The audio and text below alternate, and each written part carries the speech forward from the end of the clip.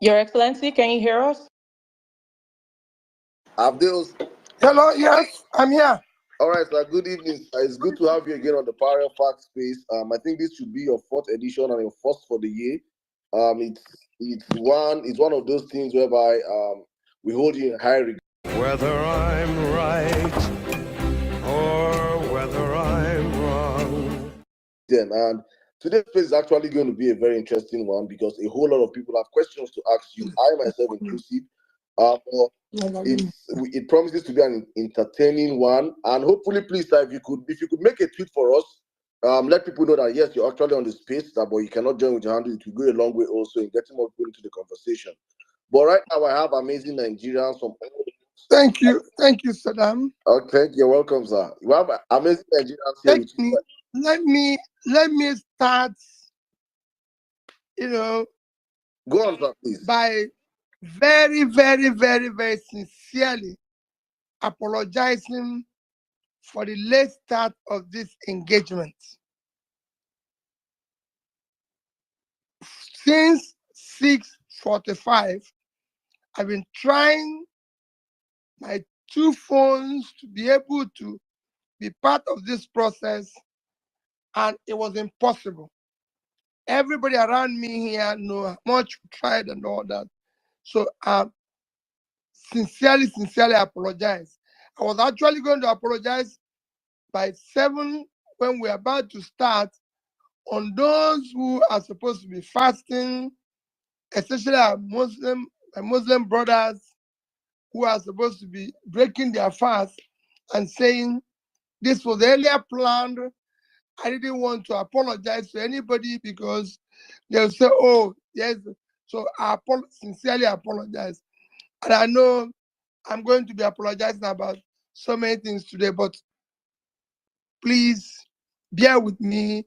I assure you this interactive section is going to be one that we will be able to discuss as Nigerians, as brothers and sisters, on what concerns us.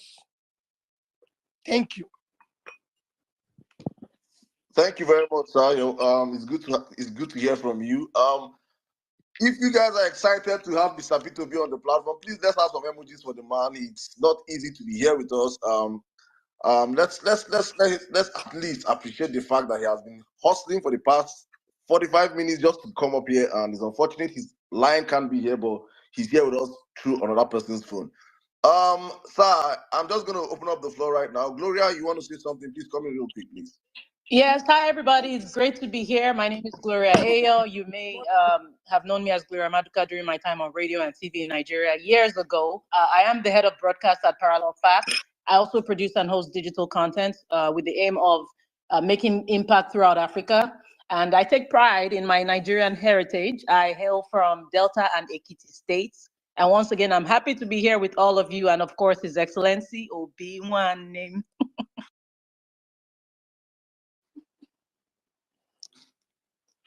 Thank you, Gloria. My pleasure, sir.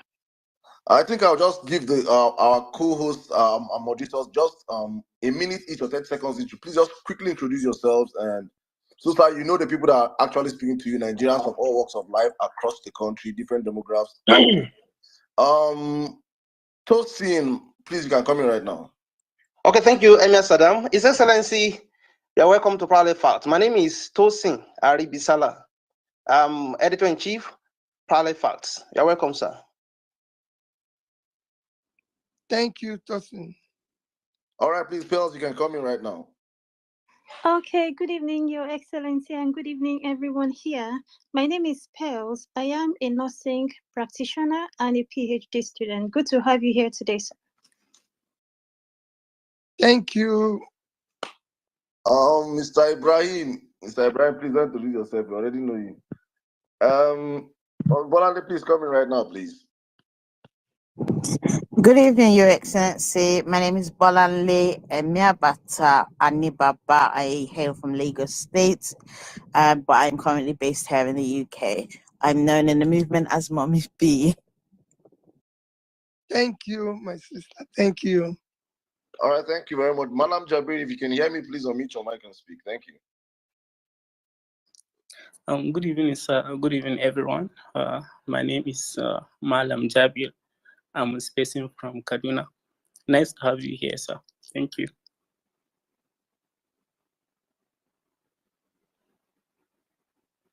Sir, did you hear Malam Jabir? No. Good evening, sir. Can you hear me now? He can hear you. Can you hear me, please? I think Malam Jabir, you drop and come back up, please. Oh my God. Lamin, can you come in, please? Yes, Saddam. My rock, Your Excellency, my name is Lamin Kolos, and I am from Niger State, your beloved Niger State, although I live in Abuja. Can you hear me? And welcome to Parallel Facts. Thank you. Well-meaning, please, you can come in right now. Yeah. Thank you very much, Saddam. Yeah, thank you. Good evening, Your Excellency. I'm popularly known around here as well-meaning Nigerian. Thanks for coming around again, and it's good to have you. Yeah, I'm from Edo State, through and through.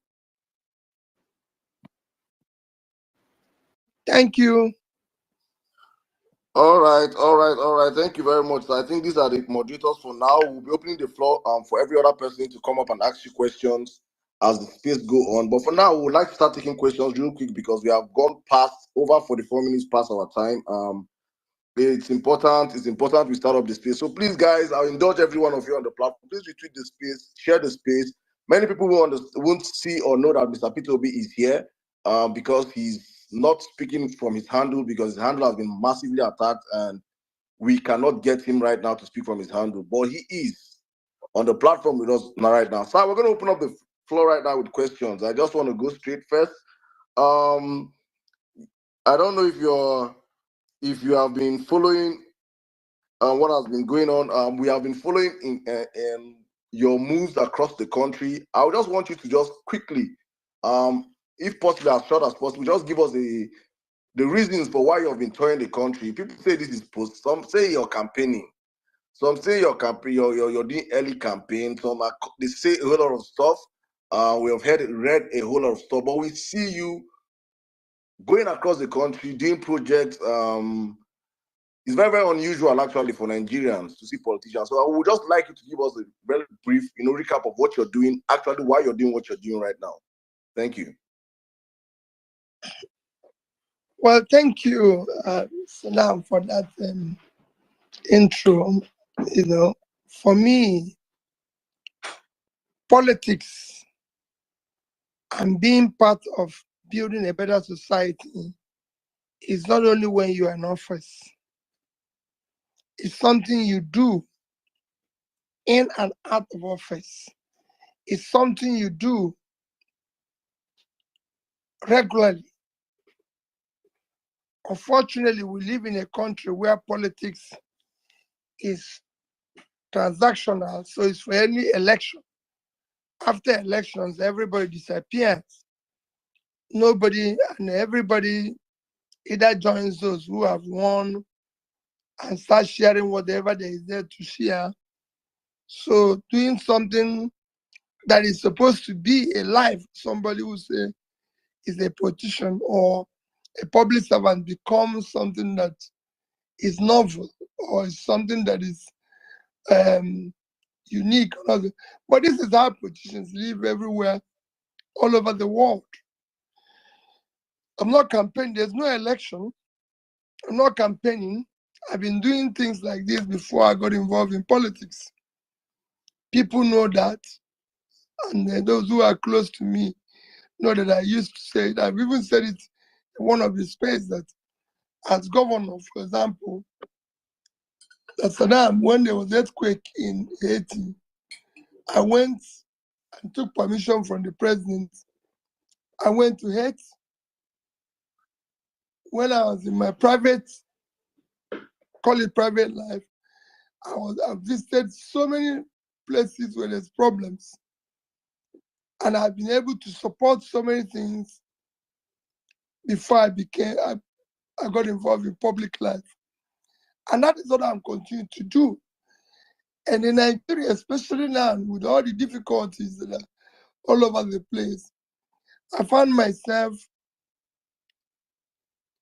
engaged and committed in going around, being able, like this fasting period, interacting with Muslim brothers, learning and everything. So that's basically what I'm doing.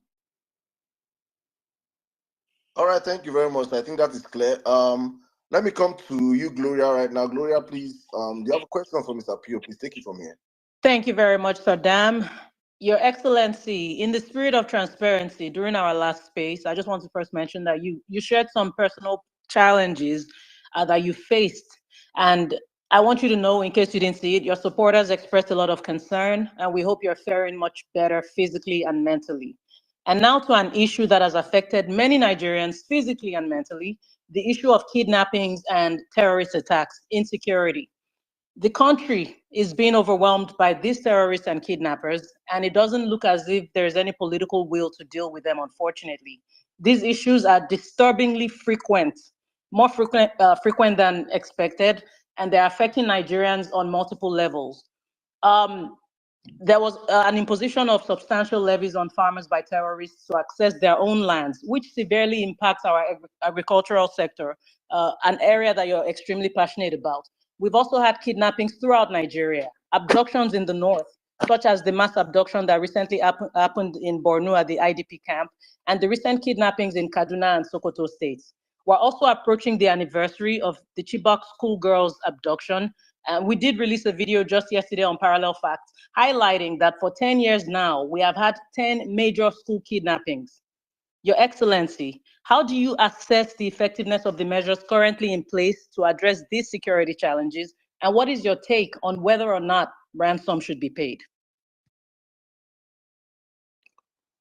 Well, I've talked about insecurity severally, and I continue to say we can deal with it if we are determined to deal with it.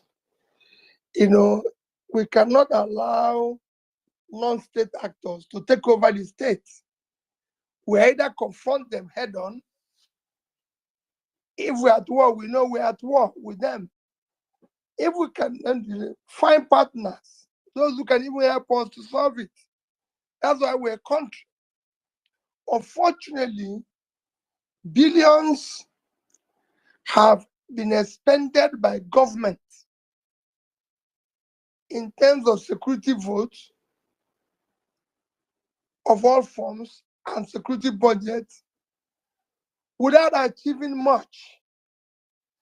And then people have paid billions of ransoms without achieving much. So if you put all this together, you know that there must be something we're not doing well and needs to be tackled head on. If we are tackling head on, we would do a lot of work towards solving it.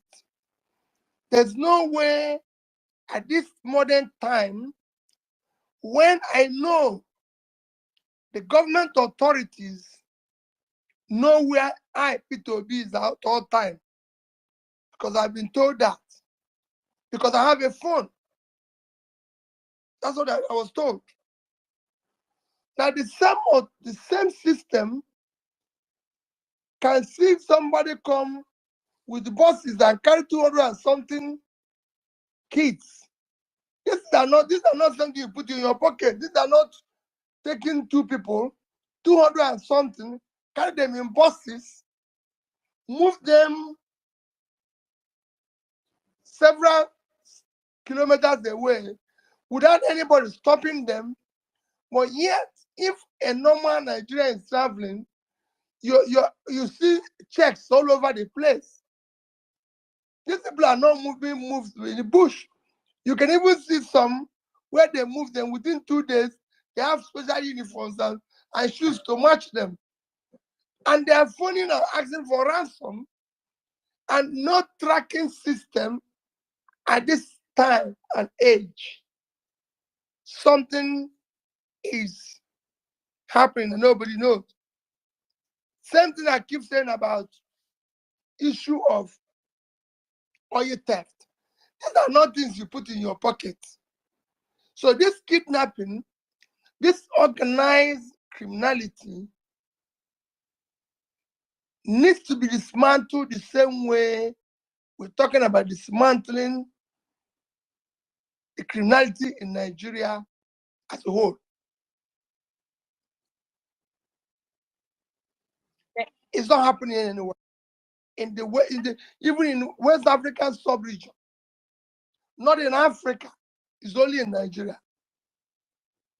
And it cannot be stopped. Something is definitely not adding up. And we need to deal with it.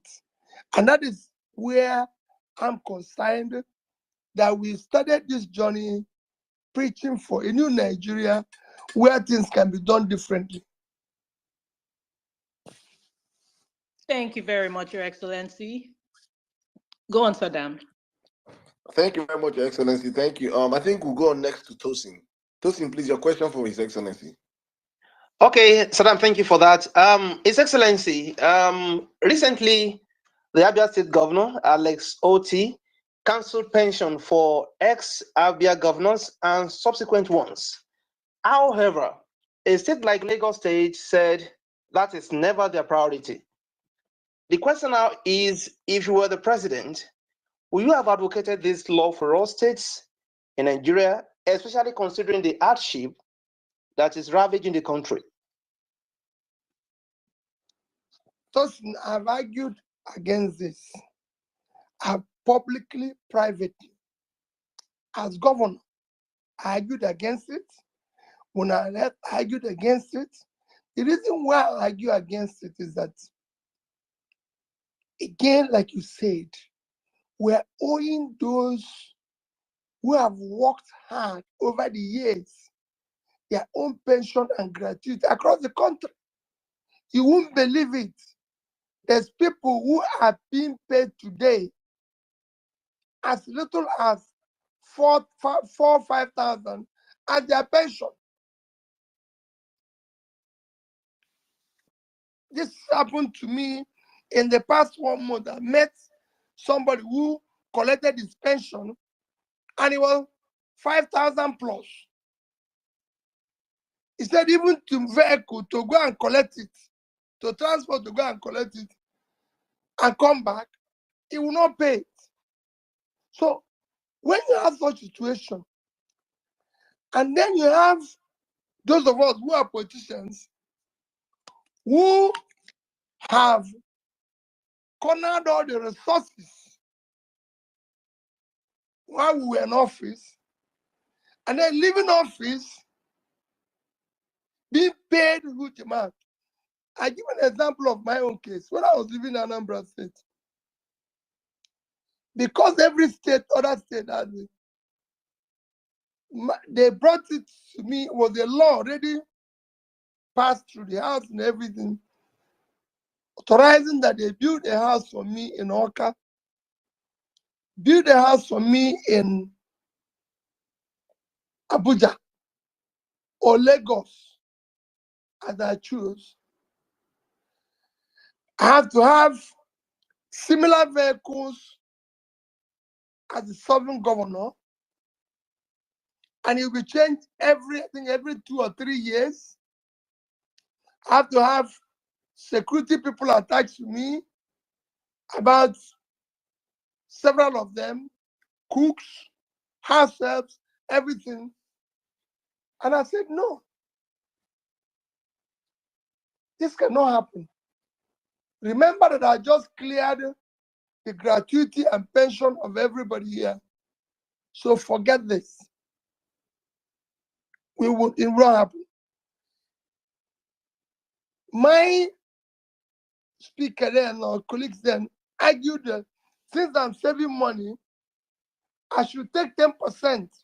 Let them pass a new law that says you take 10% of anything you save. I said, no, it won't happen. Then I was thinking that somebody will come after me and maybe save since I saved $150 million and 30 billion naira, that somebody might come and save maybe $1 billion and say it's 10%, you will take 100 million. That was my thinking then. I didn't even know that the one I saved I not stay after I've left. So that was my thinking then. I must tell you the reasoning why I said no to that one. So I said no to it. The consequence is that till today, Anambra has not bought me a bottle of pure water, a sachet of pure water. And I don't think they're doing for other people. So for me, the way the country is today, I urge every state, and I will plead with every state to do same as Abia State did. Because most of these people where they're taking care of are already comfortable. In fact, they've already belonged to the 1% of Nigeria, because 1% of Nigerian citizens are controlling almost 75% of the wealth. So you need to stop that. We appreciate that answer. Thank you so much, Your Excellency. Mommy Bolanle, are you ready for us?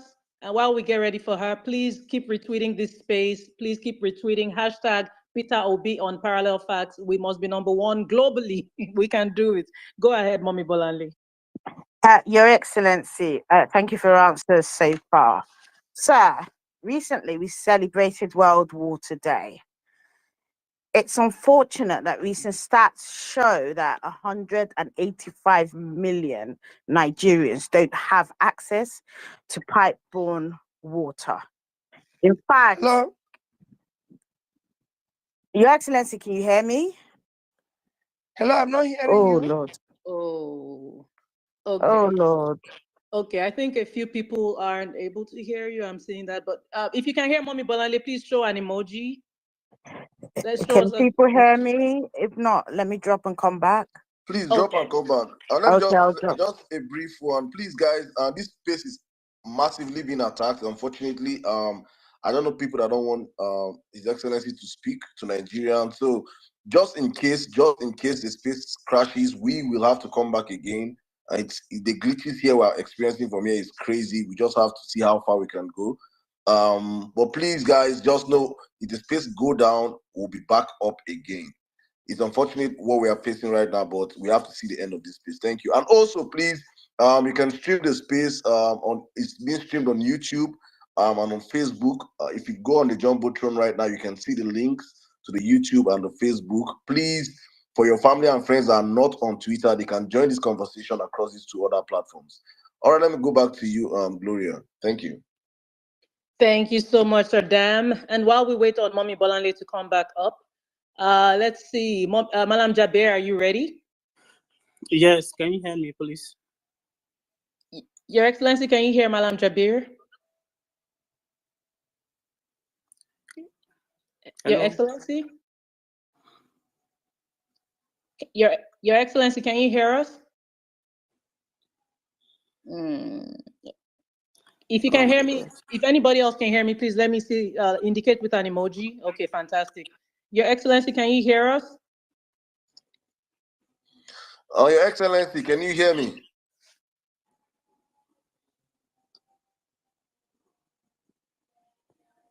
Oh, they have tracked him to another person's phone.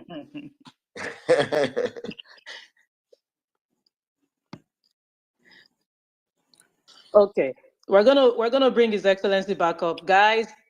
This space is going to hold. Can you hear us, sir? No, I say it's amazing how much we can work with technology when they want to stop things, but when technology is meant to be used, all of a sudden we don't have technology in the country. It's just unfortunate. But please, guys, we will be waiting to bring back His Excellency up. And if anything happens to the space, we'll be back on. But so far, so good. Gloria, what's your take on the space? I'm enjoying myself so far, regardless of whatever the challenges are. Guys, this space must keep going. Keep retweeting. Keep retweeting. The message must be heard loud and clear. Don't forget the hashtag Peter Obi on Parallel Facts. Again, that is Peter Obi on Parallel Facts. We're also on YouTube. We're also on Facebook. We're here to make impact. Hope you have your notes and your pen and you're taking notes. We're all here in school today and we're learning, courtesy of His Excellency. Whatever happens, I promise you this space will continue. If God forbid it crashes, it will continue. We will hold this space today and nothing is going to stop it. If you are with me, let me see an emoji. If you are with me, let me see an emoji. Yes, yes. We appreciate you all so much. Miss Pearls, what are your thoughts so far? I'm sure you're used to things like this. You've coordinated a lot of spaces. What are your thoughts so far? Absolutely, Gloria, for them to be attacking this space, it shows we are doing the right thing. So if this space crashes, God forbid, like you said, we will open another one. If that one crashes, we open another one. Whether they like it or not, we are going to hold this space today. We're going to have this conversation till the very end. So thank you very much, Gloria. You're doing a very good job. And everyone here, we appeal to you to be very patient with us. We will try as much as possible to bring His Excellency back up here for the conversation to continue. Thank you very much.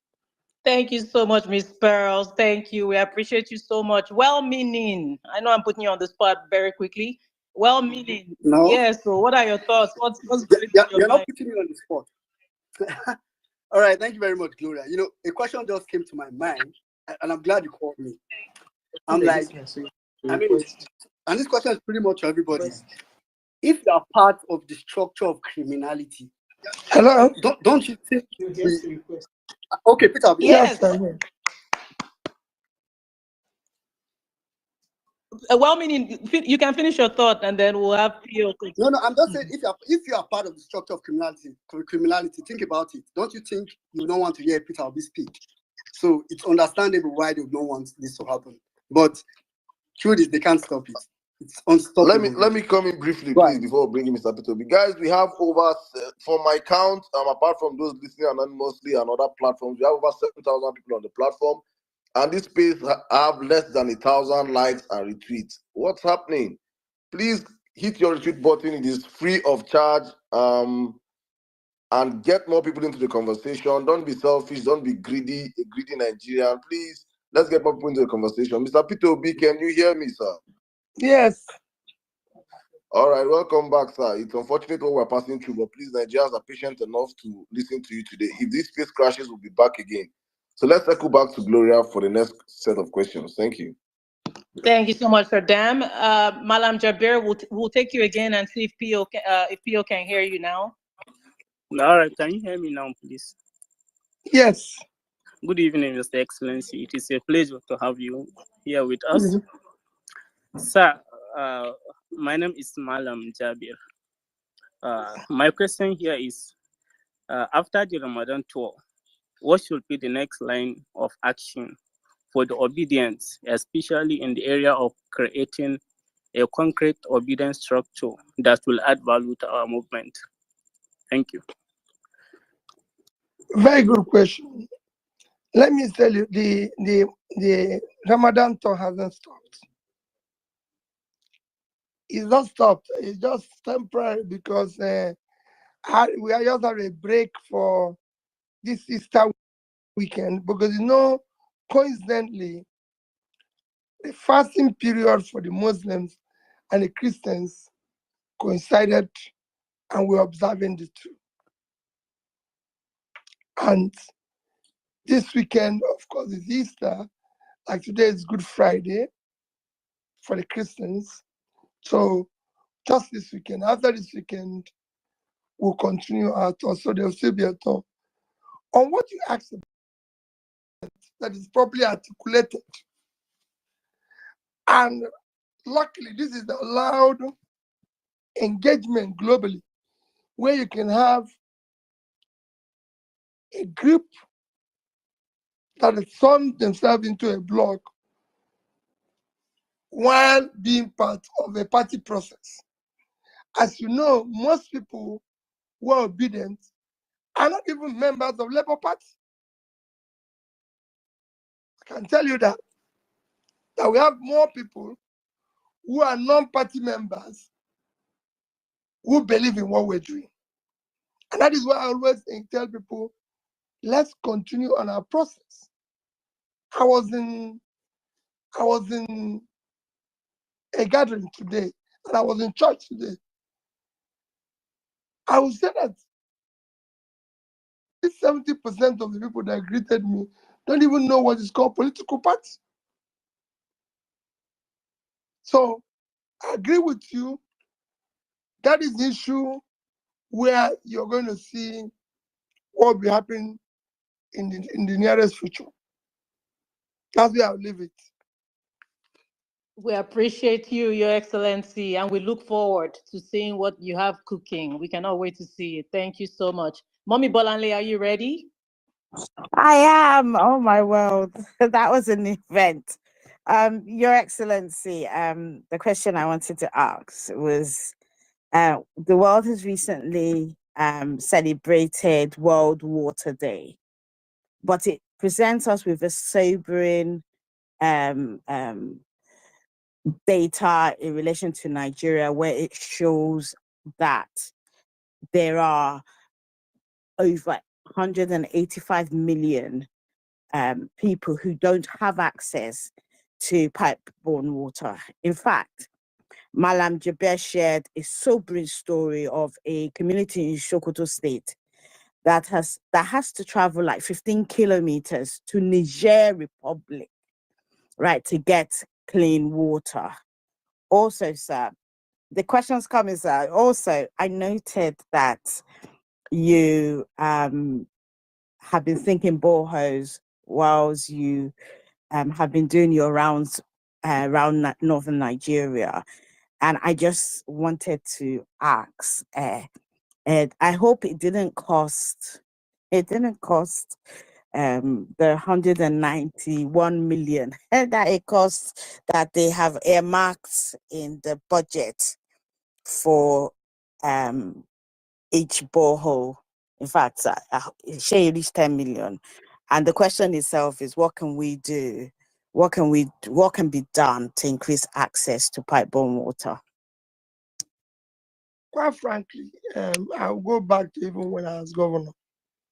First is that the law in Nigeria said it's actually a law. Nigeria is a signatory to the global agreement that it is a crime for the state not to provide water. Nigeria is a signatory to it. You can go and check. So actually, not providing water, Nigeria as a state is committing an offense. However, when I was governor, we didn't have pipe-borne water in Anambra State, and I don't think it's still there today. The first thing I did was the schools, secondary schools. We made sure that every secondary school had a borehole. So I make sure that every secondary school had a generator because there's no power, and they had a bus. There's no other state that provided that. By the time I was leaving, because we're doing things in an organized manner, not having anything anywhere, we're doing it in an organized manner. What I wasn't easy. By the time we were leaving, we awarded contract to a South African company to resuscitate the Onitsha water scheme, resuscitate then I group to resuscitate the Oka water scheme. We had worked with the European Union on a number of medium water schemes around so many communities, just trying to resuscitate, because this thing used to be there. Except that over the years, it was run and it was collapsed, no maintenance, no nothing. So we started doing that. Now, you said it's 185 million. If we are 200 million and 185 does not have access to pipe-borne water, that means the entire country, and that is the situation we find ourselves. Now, for me, it's something that cannot be achieved overnight. I see some state governors trying to do something, and I urge them to continue sincerely their business. As for what I'm doing in the north, I believe that government would have done better. In terms of the cost, I don't think I've been able to, I've done any that cost me more than 5 million naira. So the cost for me is still about that, is below 5 million naira. Maybe those who are using 191 million are doing a special water system, because that's what you need for a medium town water system. If it's borehole, I don't think it will cost more than 10 million naira. Thank you so much for breaking it down for us, Your Excellency. We appreciate that response. Ms. Pearls, are you ready with your question? Absolutely, Gloria. So, Your Excellency, once again, the national grid has collapsed, and Nigerians across the country has been plunged into darkness. I remember before the elections, they went to Egypt to seek solutions because you know there is a key of development. Yet till now in Nigeria, right? So, Your Excellency, do you think Governor Oti's approach in providing 24 hours electricity in Abia should be replicated? And if you think so, what role do you think the federal government should play in achieving this? Well, let me correct something because it's good that you correct it, but he had a lot of this thing. What happened in Abia is an ongoing project that has been on for several years, initiated by a first-class Nigerian, Professor Batum Naji, who is a professor, I think, of robotics in America.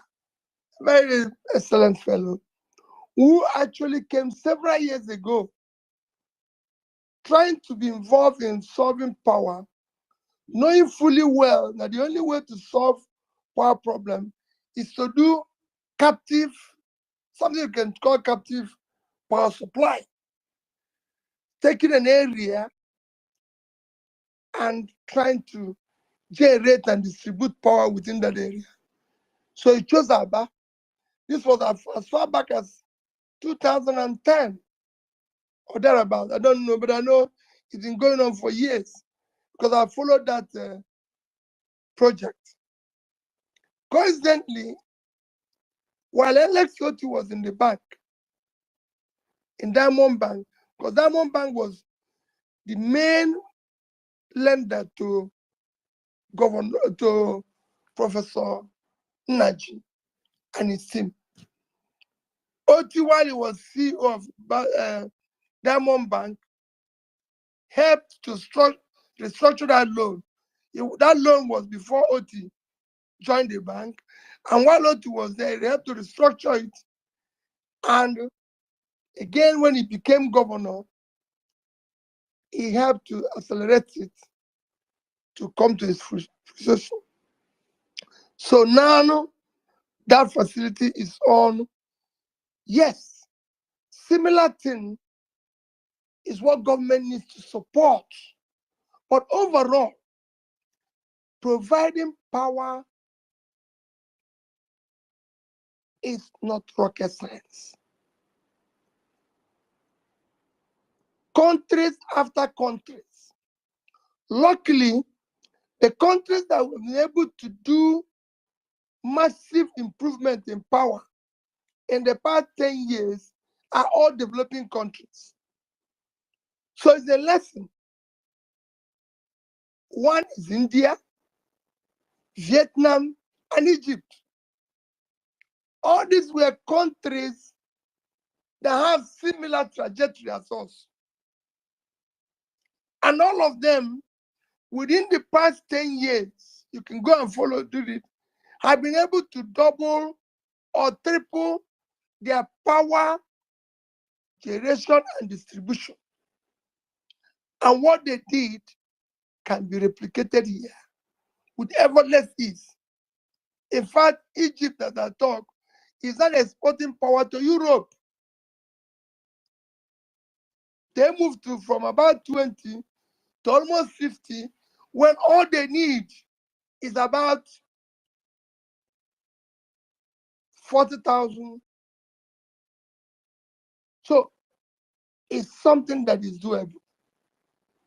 The Nigeria cannot generate more than generate and distribute. Because at times people who are generating say they're generating more, but distribution is the key. This one is cannot generate and distribute more than 10,000 in the past 24 years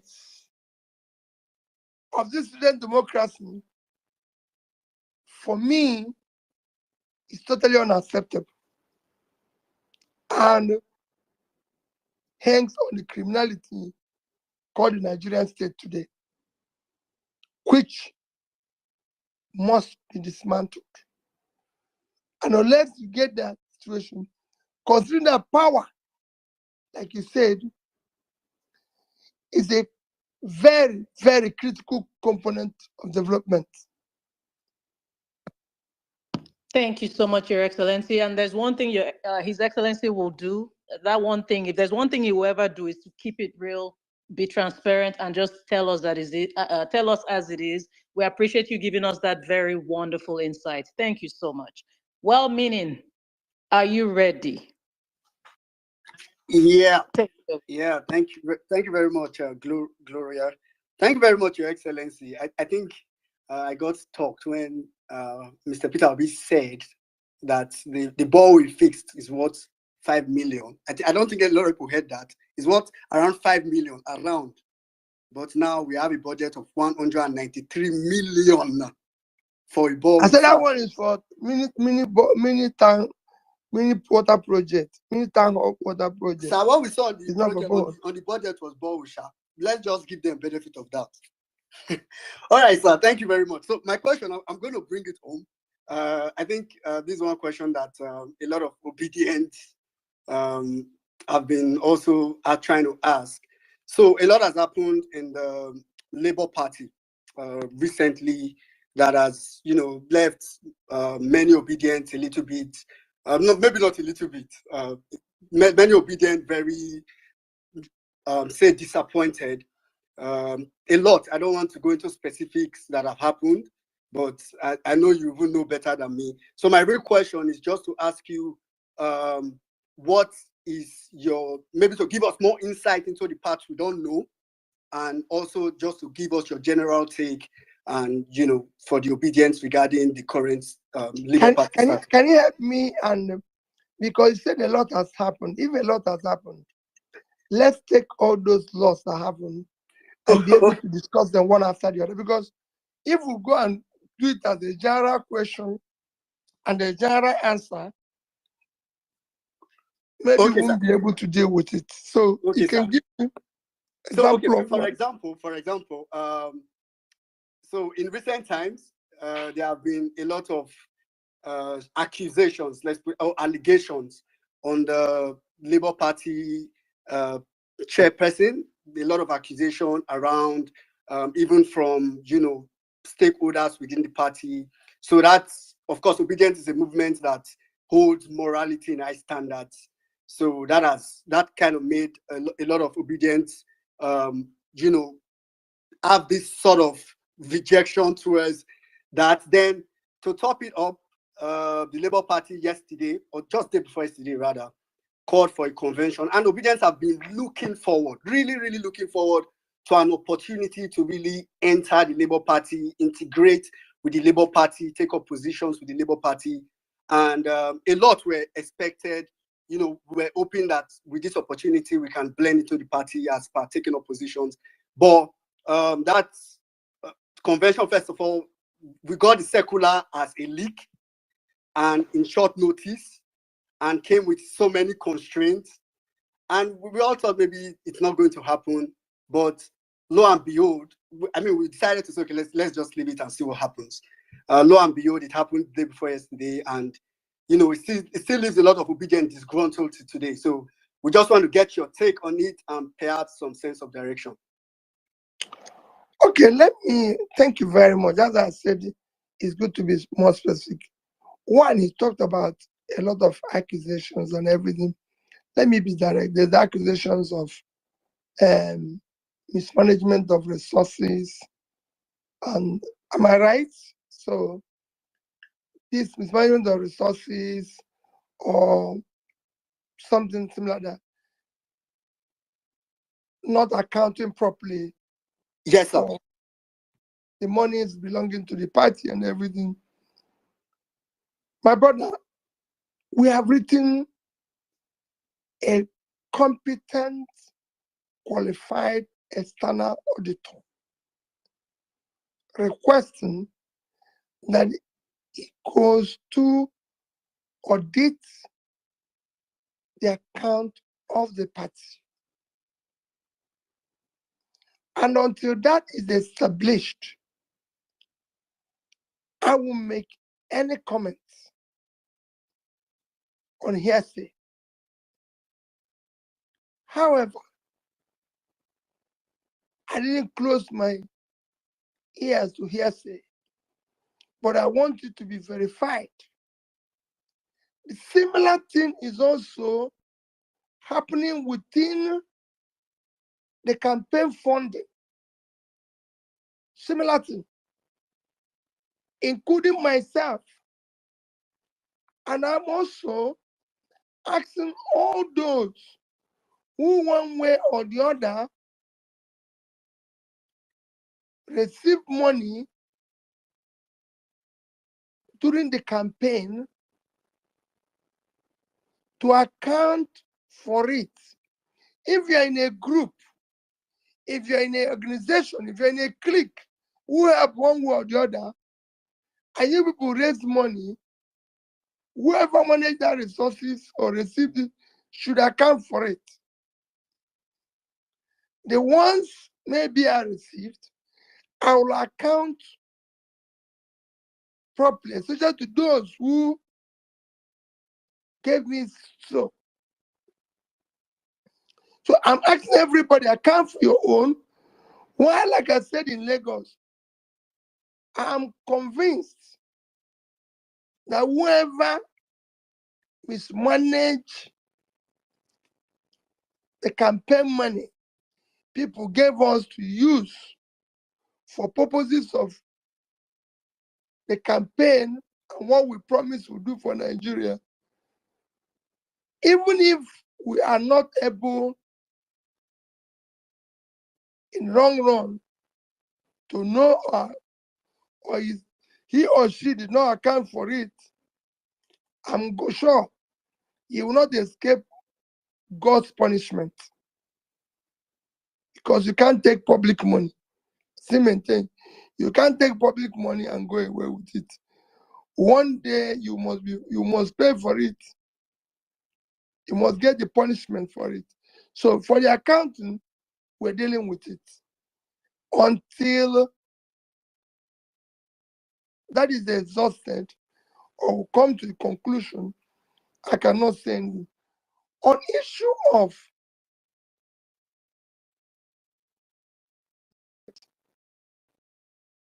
and the convention, I had a convention, and I've said it everywhere. The convention, when chairman approached me about the convention, I appealed to him to consult all stakeholders starting from Governor, Vice President Dati, to senators, House members, part to Tommy and the Big Tent,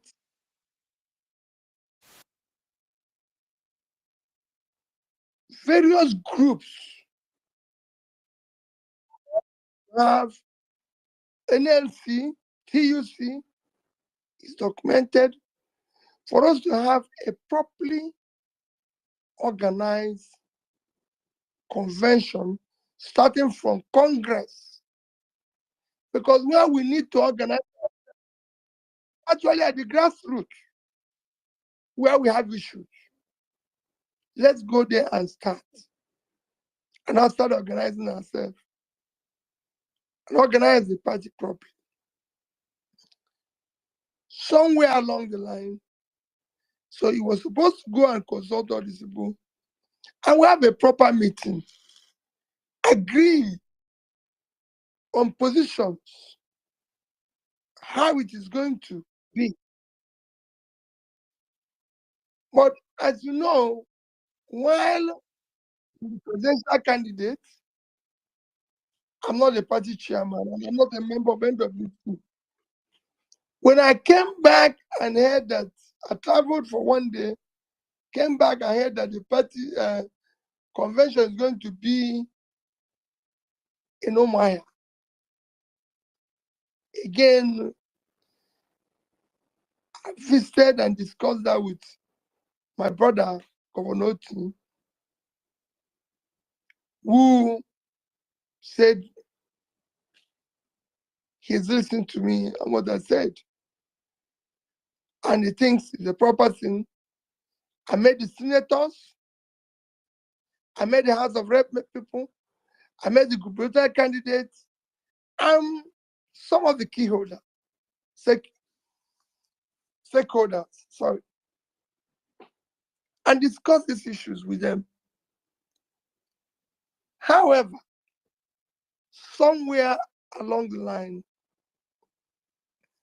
the NWC insisted they would go on with what they've planned and what they want to do. And they shifted the venue when it's no longer being hosted in Abia. I didn't attend because for me, we need to do more work, more consultation, more discussions before the convention. Thank you. So that's why I didn't attend. And that's the only sign I can show. Some people have said, oh, you would have granted press conference, you would have said this and everything. And I said to them, unless you have not followed my politics, I didn't promise Nigeria. Just like when I went into Abga, we had problems in Abga. And I always tell Anambra people, I didn't promise you people I'm going to change Abga as a party. I promise you people I'm going to change Anambra State. Now when I came, Anambra was home for all. I changed it to Light of the Nation and went to become number one for number 20 something in education, number one in health, number one. This is what I promised. We promised to build a new Nigeria. We didn't promise to build a new Labour Party. But that I think we will build because it's important. It's all part of it. But people think, oh, I would have been in the market shouting and all that. No. In my position as a leader is to consult and continue to plead with people. Let's do the right thing. Let's do the right thing. It's not for me to be in the marketplace because I have access and I'm talking to the right people. Even now that the convention supposedly have come and gone, I believe that is actually the beginning of the talk. and we're going to get it right. Because we cannot do wrong thing, especially for those of us who are saying we want to change the system. There's also some of us, because what is happening now is that there's also some of us who, for me, all these are just a distraction they're trying to bring in our group now. There's also some of us who I cannot completely say, very few, very tiny, that are part of what we are doing. Our engagement is about Nigeria. And they're not trying to distract our focus. Like I said to somebody who said to me, why are you going to North? And I said, if they return Abu as the chairman, did he provide water that are provided in the North? Did he stop the water? We will deal with all those matters. But some people now want to distract me from what I'm doing or distract us because it is us. Because you know, the future of what we want to do is not about Labour Party. It's about what the Obedience are thinking about Nigeria. Thinking about water, thinking about power, thinking about employment, thinking about security.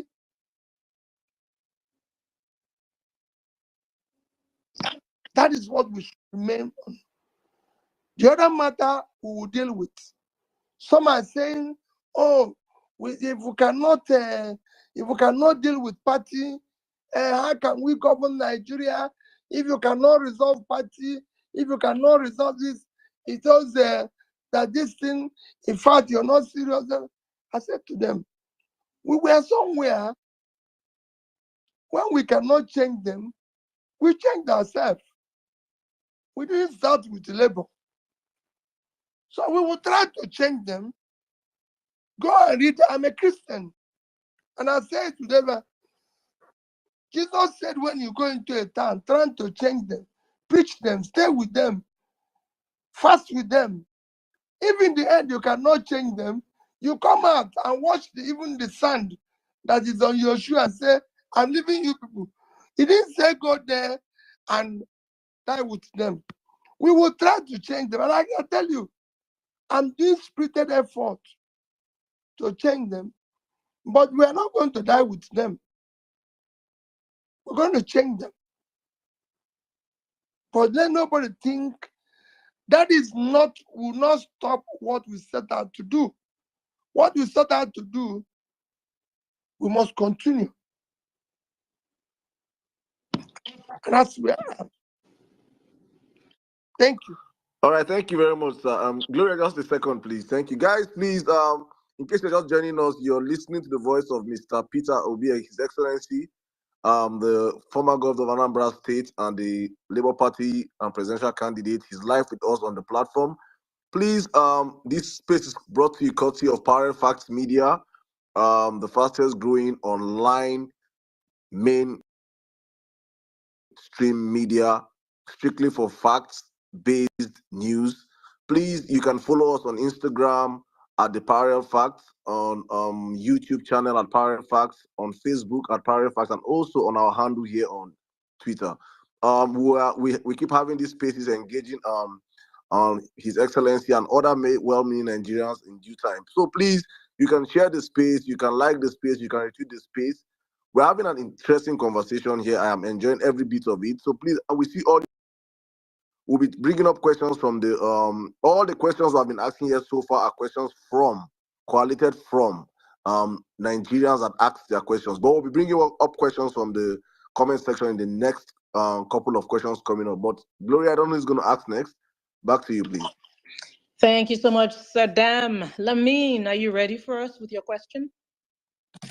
Hi, Gloria. Yes, I was born ready for today.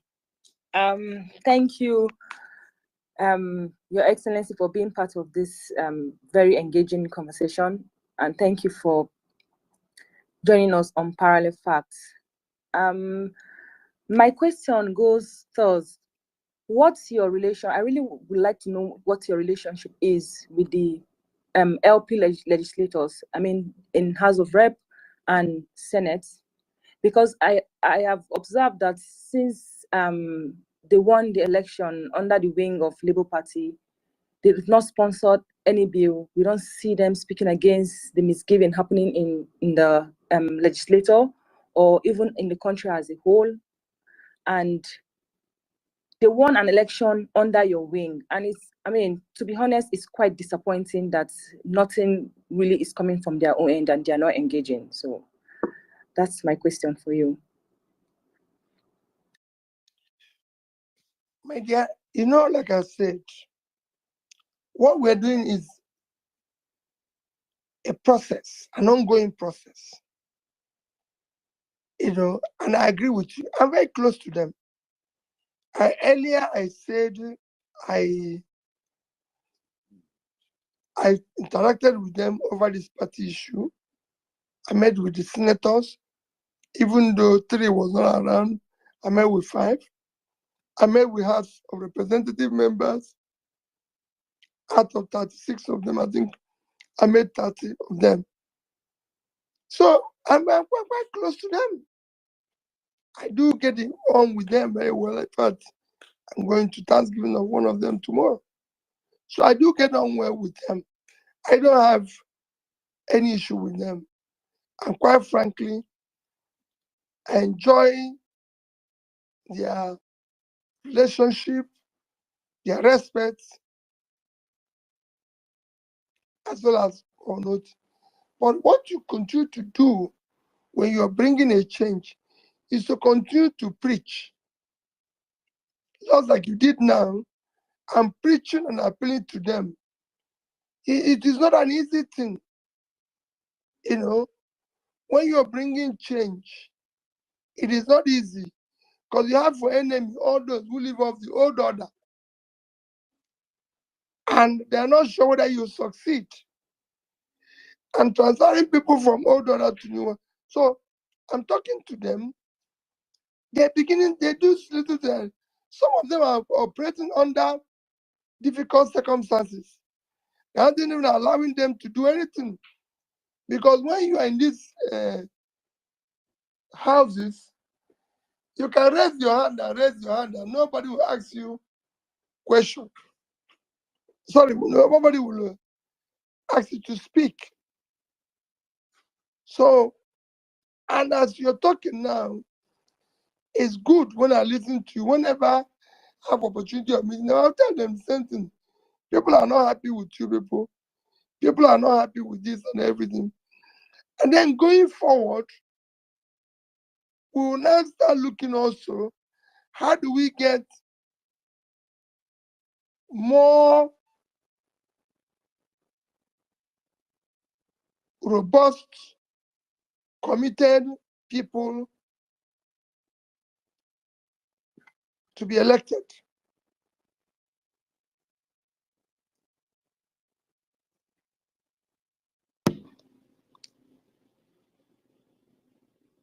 Was that your answer, Your Excellency? Yes, we're just trying to, we'll continue to engage them. Thank you so much, Your Excellency. We appreciate that. And we want to emphasize that this space is not just an obedient space. We welcome everyone.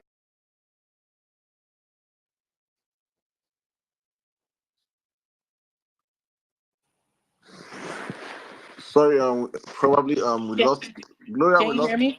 We lost you for a minute, so please Okay. Yeah, sorry about that. I was just saying this space is not just an obedient space. This space is open to everybody, supporters, non-supporters. Please feel free to even request the microphone. We will happily take your questions. You can drop a question in the comments as well. Just remember to keep it respectful. That's all we ask you. So if you come up here and you ask a question, just keep it respectful. And please, let's all go on and keep retweeting this space. The hashtag for all your questions. The hashtag is hashtag Peter Obi on parallel facts. Hashtag Peter Obi on parallel facts. And even if you don't have a question, put the hashtag anyway. We have to keep making our moves. Saddam, are you ready with your second question? Okay, Saddam is extremely busy behind the scenes. Okay, are you ready, Saddam? Or do you want me to come back to you later? Please take someone else, please. I'll be back. Okay, I'll go. Your Excellency, I am very happy that you did talk about how there's hardly any political party without its issues. We've seen it we've seen it in the United States, even Senegal, that the world is celebrating today. Ousmane Sonko's party, Patriots of Senegal, has had a lot of infighting within it. And they were still able, regardless of that, to make history by electing the youngest democratic president in Africa's political history, Bassirou Diomaye Faye. This is proof of the power of the people's voices. We've not heard of reports of controversies or instances of bribery during this win for Faye. And you have consistently expressed your belief that Nigeria is salvageable, contrary to what some may think. And this was evidenced in your challenge of the elections last year, even up to the Supreme Court level. Now, given Senegal's example, do you believe that Nigeria has the potential for similar transformation and renewal? And what lessons can Nigeria draw from this experience and even Africa as a whole, Your Excellency? Well, very easily for what happened in Senegal, it's a very simple thing. It showed the power of the people. The people must resist. The people are the ones suffering. Those who manipulated or who manipulated, and who are still manipulating the Nigerian situation today are not the ones suffering. When we say that 185 million Nigerians does not have access to pipe-borne water, the politicians don't belong to that 185 million. And these politicians we're talking is not up to 5 million. So they are, if you say today, Nigeria is 200 million, no, we're more than 200 million.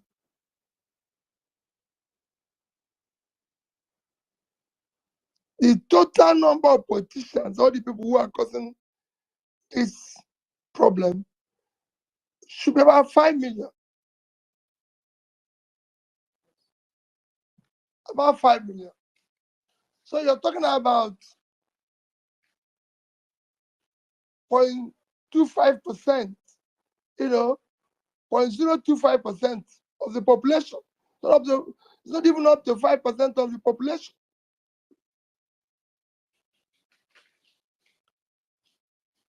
So it's 25%. So can 10 million, call even 10 million, 5% of the population, be holding the rest to ransom. Even the rest are not.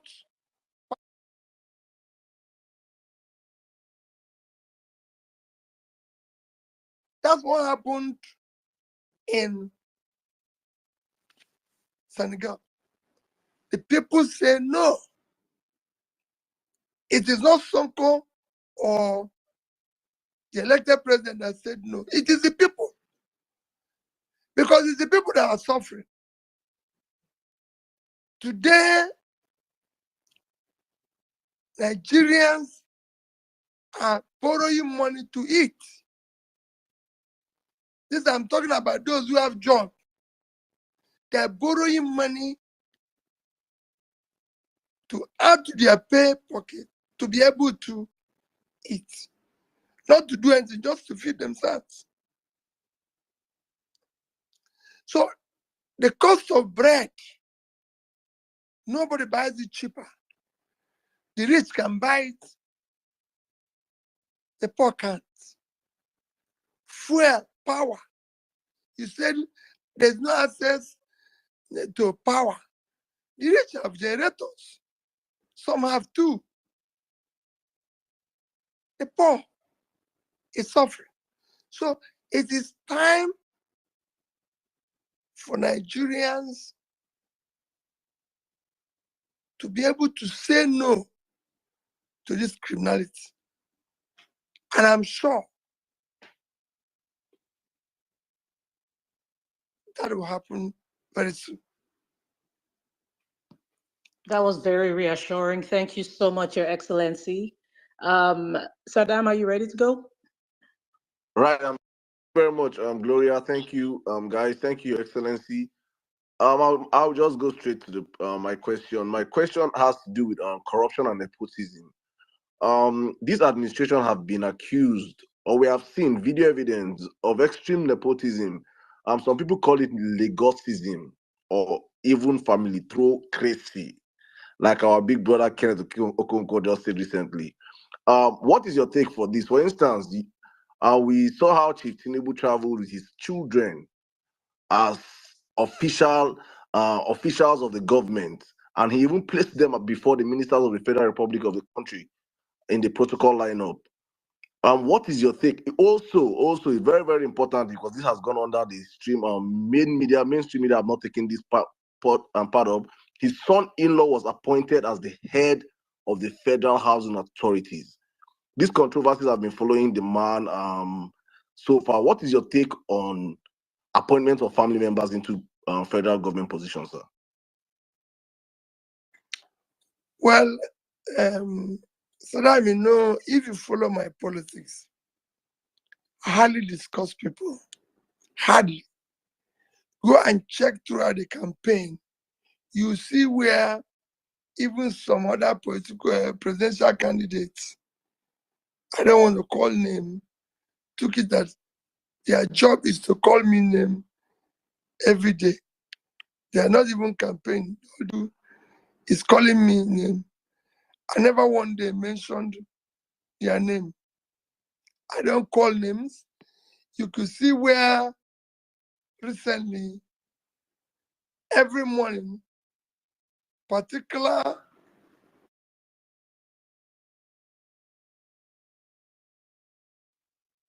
if I tweet that, oh, my wife did not wake up, slept late today, they will reply me. Their job is just me.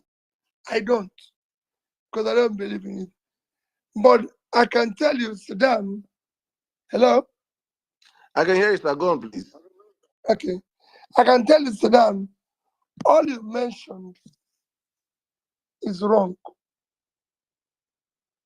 It is part of what we need to change today, because we can't go on with such thing. It shouldn't be. This is a country, you know, it is not a family business. And I must be treated with respect and dignity required. You know,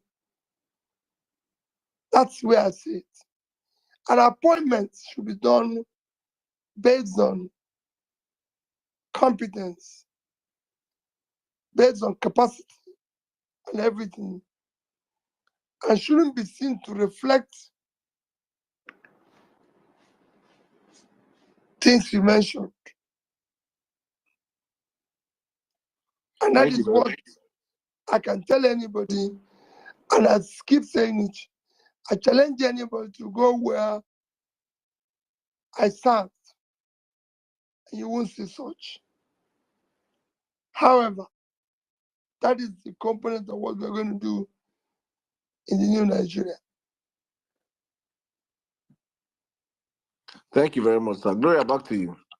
Thank you, Saddam. Tosin, are you ready with your question?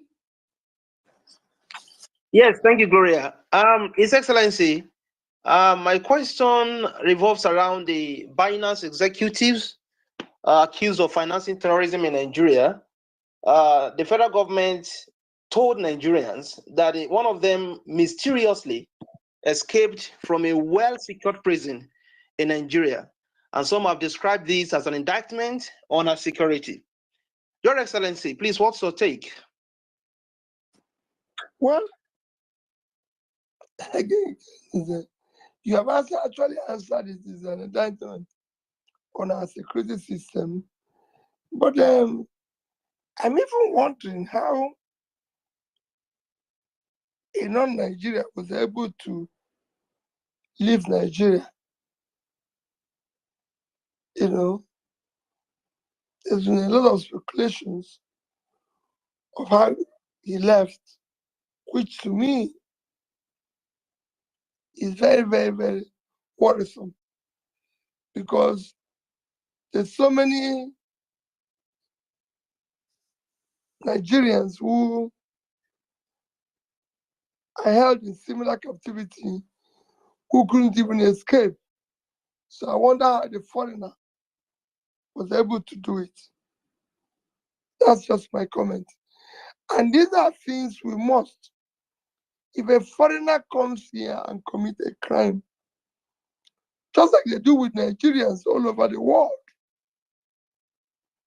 we should be able to say our country is not a place where criminality should be allowed to thrive. Nigerians who committed crime all over the world are held and punished properly. Similar things should happen to foreigners who are coming here and going against our rules and regulations, committing acts of crime. In fact, the law should be more stringent on them to show that we cannot be taken for granted.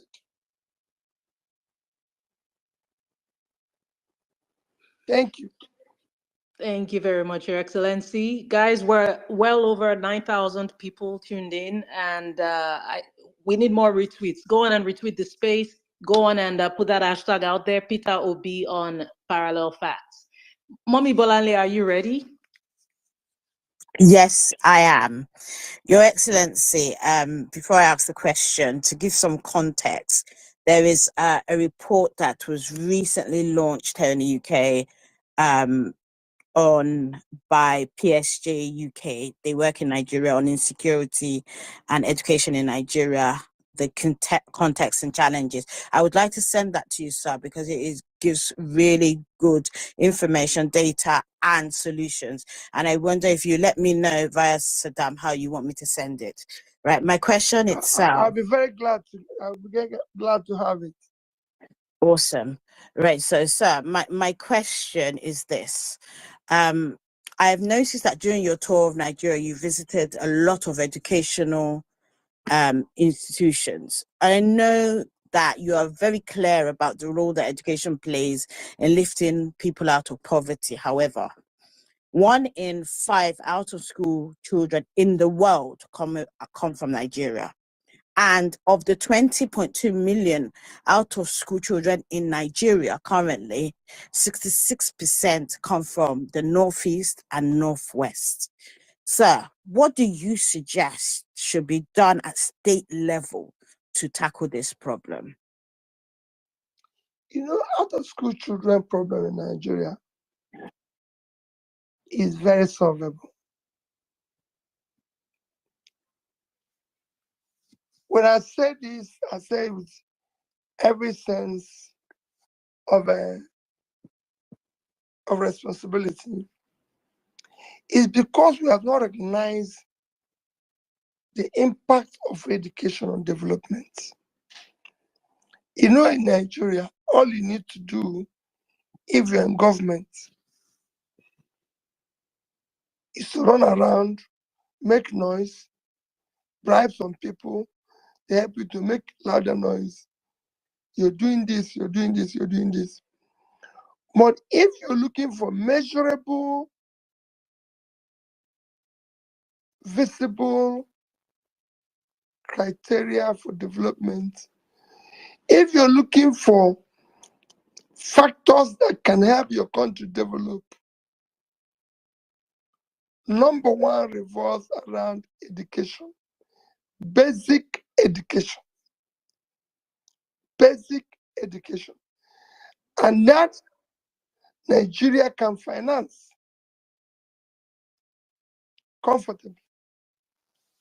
Nigeria can finance that comfortably. The schools, just the schools in the north, pulling those kids out of school, which is critical now, because it's those we didn't educate yesterday that's the part of the problem we are facing now. Those we didn't pull out of poverty yesterday is part of the problem we are facing now. So educating the young ones have now become critical. Especially as you've seen studies after studies showing that the more educated the country is, the better the development. There's no reason why we should not throw all these billions we're wasting in doing things we shouldn't be doing into education. Nigeria today is wasting several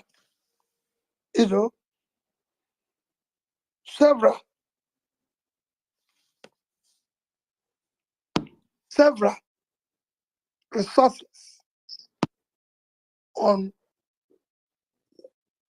things that have no contribution to development, while abandoning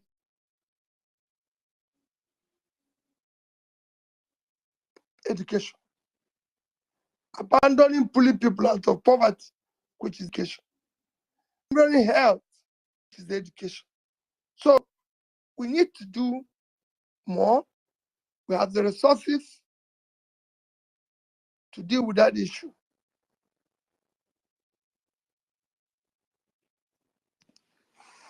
Thank you so much, Your Excellency. And I just want to address something. I'm getting a lot of tweets where people are saying they want to hear other speakers. So the way it works, if you're familiar with our spaces, the way it works, this is being organized by Parallel Facts. So we have a panel of people who ask PO some questions. We have to touch on some very, very important aspects of the situation of things in Nigeria. Not that your questions are not important. And then after we do that, we bring people up and then they ask questions. And then we're done asking questions. Okay. I promise you, I know we're all eager to speak with PO. We will speak with him. I promise you. Okay. Thank you so much for your patience. All right. Malam Jabir, are you ready? Yeah, can you hear me? I can hear you. Can you hear me? Can you hear me, please? Can you hear Malam Jabir? Yes. All right, sir. My question is, sir, looking at the current situation in the country, how many politicians making the use of young people, especially when it is time for politics, immediately after politics, they use and dump them. So, sir, how do you intend to mentor the next generation of obedient leaders? Do you intend to write a book or what the obedient ideal are, or do you have any plan for that? Because we cannot be going like this. We need something that will be guiding us. So from that, we can have a prosperous Nigeria where every citizen will be proud of being a Nigerian, not that the current Nigeria that only few cycle of people that are benefiting. So what do you have for the young people that will be looking at us, their guide? Thank you. Well, my take is very simple. It isn't about writing book or about doing this. That's exactly what we're doing today. That's exactly what the obedient group intend to do.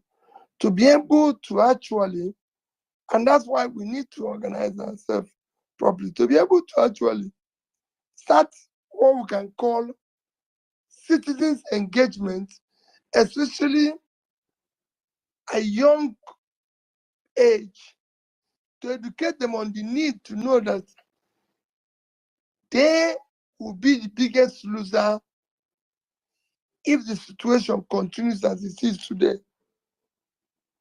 Because those of us who are doing whatever we're doing today are on our way out. Those who are going to lose are you people. If you look at some of the bonds we're issuing today, the monies we're borrowing, they are payable in 2036, 2040, 2045, 2050. We're not going to be there. You are the ones who are going to pay it. So the earlier you stop us, the earlier you do what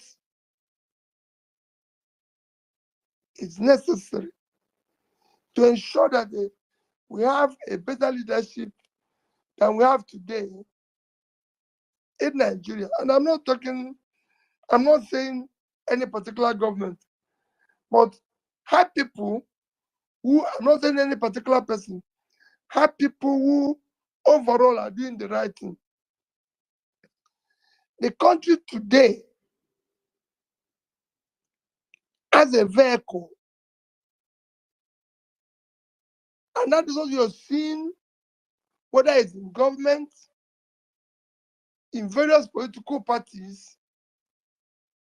So the nation as a whole, as a country today, as a vehicle, is being driven by past drivers that have since passed their destination. And you know, when somebody passes his destination, all you'll be trying to do is to drive the whole thing back to where it is. So you people should be able to say no. That's what the Senegalese did. Because you're going to be the greatest loser. Thank you. Thank you so much. Thank you so much, Pio, for that beautiful answer. Again, the hashtag is Peter Obi on Parallel Facts. Again, that hashtag is Peter Obi on Parallel Facts. Are you ready with your question? Absolutely. Thank you very much, Excellency, for your intellectual responses to the questions here. And there has been serious propaganda on collapse of the dollars against the naira, and the government expects Nigerians to celebrate naira selling at about 1,500 to $1 has not actually in any shape or form affected the extremely high prices of commodities, especially food in Nigeria. So, Your Excellency, with your vast knowledge on economy, is it really worth celebrating the dollars at 1,500 to $1? And why do you think the drop in dollars hasn't affected the price of commodities in Nigeria? Well, we need to wait and see what I mentioned before when they started what they're doing that brought the dollar exchange rate where naira becomes stronger. It's a simple thing. What the CBN did was to mop up the naira in the system, increase, of course, the interest rates, which in turn affected the liquidity. Without liquidity in the system, banks are not borrowing money. So there's no naira to be able to borrow and buy dollars. The rate where it is now, rate of over 30, 40, some are charging now as well as 40%. So nobody can borrow money today at 30, 40%. and do business with it and be able to pay back. And again, the price of goods can't come down because what you've done simply is that you've said, okay, I'm going to remove liquidity in the system because I'm going to control inflation and control brings rate of exchange now. But have a high interest cost, which manufacturers now are going to pass on to the people because they're not going to absorb it. And the consequence of no naira availability is that people, there's now no purchasing power available. So they can't even buy the goods. So there's a lot happening that I believe down the line, this is me, it might actually be worse than what we are trying to prevent. Because companies are going to collapse. More people will lose their job. Because the borrowing cost today is high.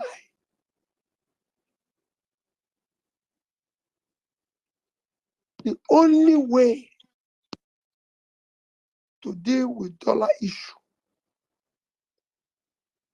is to find ways of increasing supply. Temporarily, it might require you to borrow. Borrow and finance dollar-related businesses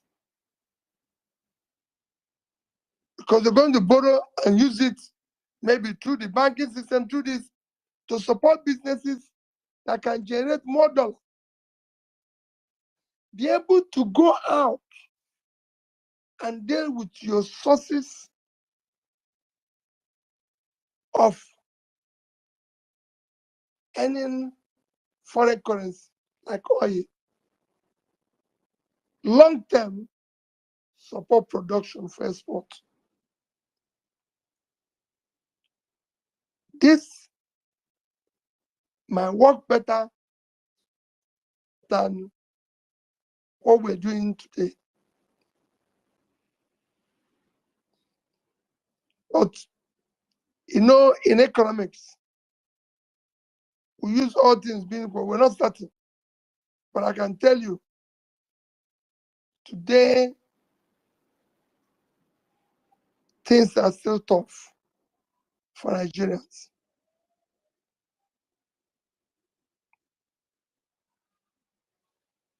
Thank you so much. We love when you break it down, especially with your economic background and prowess. That was extremely helpful. Thank you so much, Your Excellency.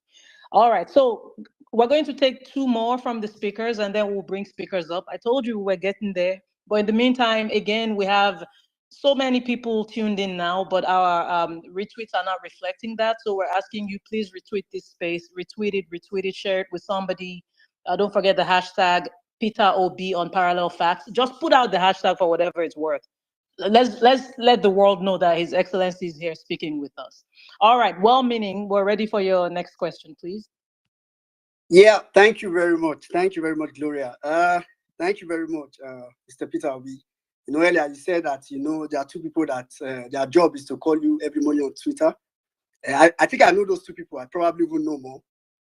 It's what happens when people are becoming president at 44, while some people are pretty jobless on Twitter. It's understandable. My next question again is going to be bringing it home. I'm glad you've talked about long-term plans, the obedient movement, structuring the movement. You've also talked about, you know, having to try to change Labour Party, and you will use a biblical reference. So pretty much my next question is, in the immediate short term, if you have like some specific things that you would want, because we want, you know, some form of direction immediate, that you would want the obedient to do. Take, for example, you have been touring the country, especially in the north, drilling boreholes, for example. If, for example, that's something you want to say, okay, obedient, these are the kind of things I want you to join me in to do this kind of project on your own and all that, or any other thing, just generally, an opportunity to call on obedience to join you, to do whatever you're doing or what you want them to do and give some sense of direction. Thank you, sir. Well, like I said before, first that we need to organize ourselves. I wouldn't want them to commit them on saying, even come and do this or raise money and do this. Because quite frankly, there's a lot of learning and the experience we had with our last outing. I can tell you that every day you're hearing of money collected by one person or the other, which sadly was not utilized for the purpose. Individually, I encourage people to do whatever you can do to help today. Our people are going through difficult time. We're going through difficult time. Our people are hungry. People are hungry. So it is important that anybody who can do anything to help, it will go a long way. I said it in my tweets. We are now one of the hungriest countries of the world. We are 109 out of 125 measured. So we are among the worst 20. So you can imagine what it is. You see me tweet where I said Ukraine that is at war is now giving us grain free. And both UNICEF and every organization is now saying it will get worse. So whatever you can do, like I'm doing, please do. Do not wait even for me. Do whatever is possible that you can do in order to get it to help and get our people to live. It will shock you. I stop in the street now where they're selling bread. I ask question, how much is bread? They say it's 1,000. I pay 10,000 and say, give these people around here one bread. Just as they are sharing it, other 20 will appear and say, please buy for me. Buy for me. That's what we've reduced. You've seen Nigerians die, including university students. Assets that we require for tomorrow because they are fighting where food is going to be shared.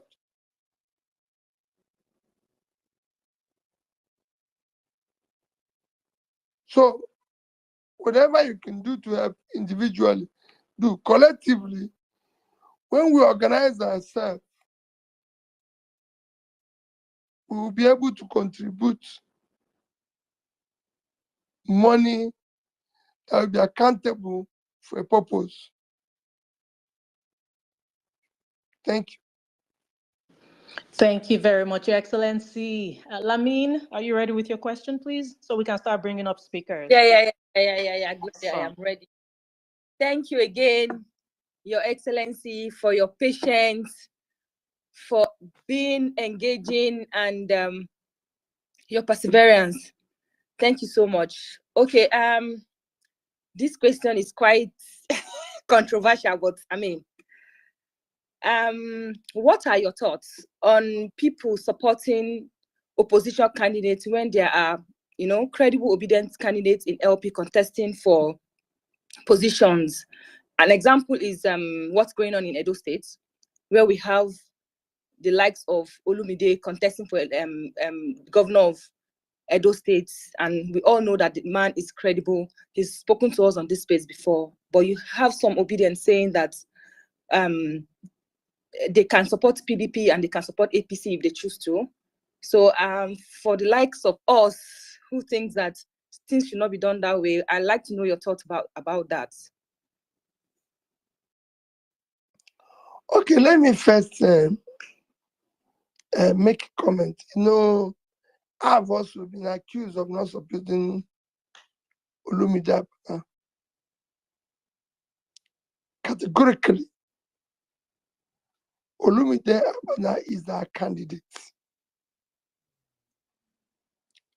And that is the person I support.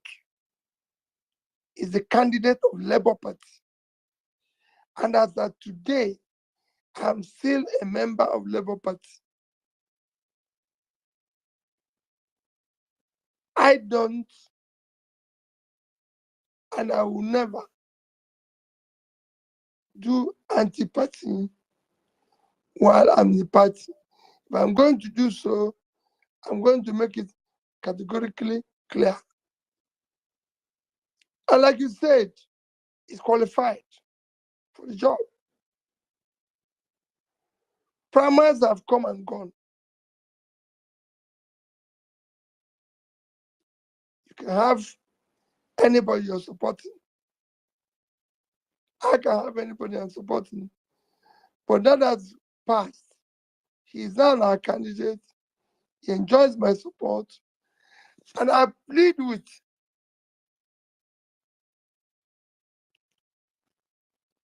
our own people to do the same. Like I mentioned before, that not all obedience are Labour Party members. Labour Party, we must support him. Those who believe in what we're doing, I urge them to support him. And in the coming days, we will campaign. So it's not same. It's not when people say they can support anybody they like. Well, I want them to give us convincing reason why they're doing what they're doing.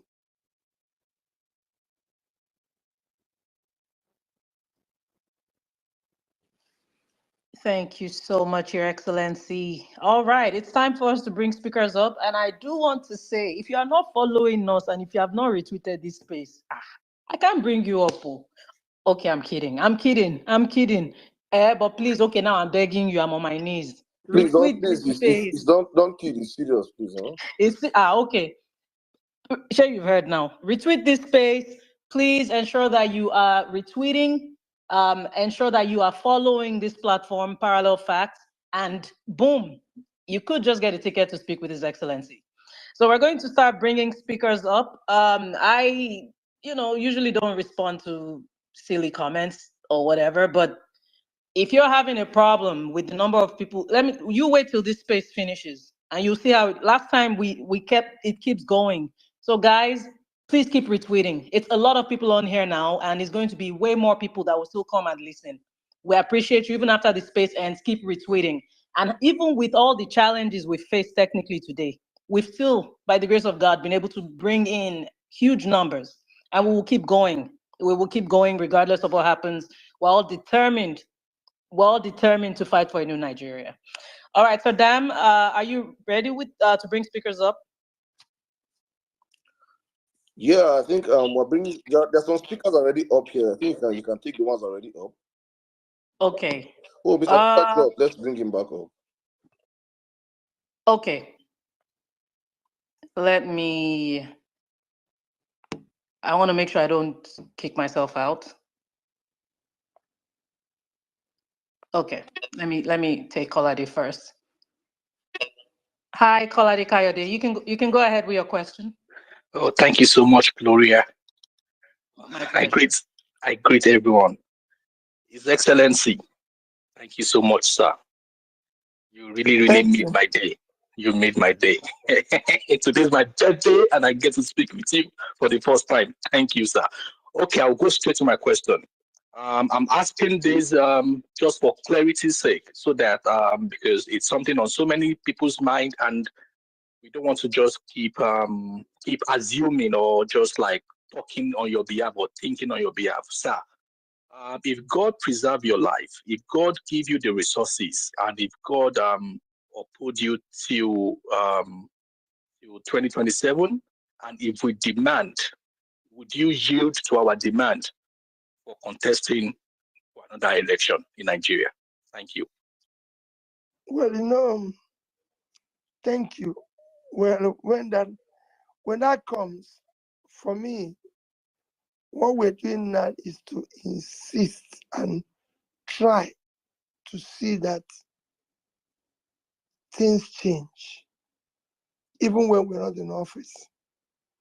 Like I keep saying, I'm not desperate to be president of Nigeria. I'm desperate to see Nigeria work. And it's not working today. We can't have a country that cannot improve generation and distribution of power from 4,000 to 6,000 or 10,000 in 20 years. You can't have a country that cannot say we're going to provide. Now we know that 185 million people have pipe-on water and cannot promise that they will be removing 3 million every year. You can't have a country where they say 100 and something million people live below poverty line, and you have no clarity on the number you're going to pull out that is verifiable and everybody can see and believe. So these are things that we want to change. If it's happening, yes, I won't bother. But if it's not happening, we'll continue to be involved. That's all I would say.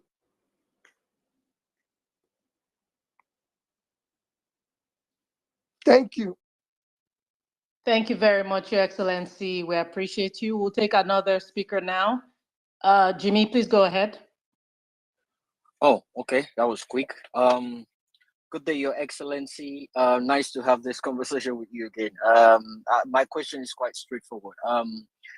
Just on behalf of a lot of obedient, I just want to ask this way: what is the benefit? Okay, let me put it this way: what benefit is Abia State to you currently, and what benefit will having more LP state be to your desperation to see Nigeria work?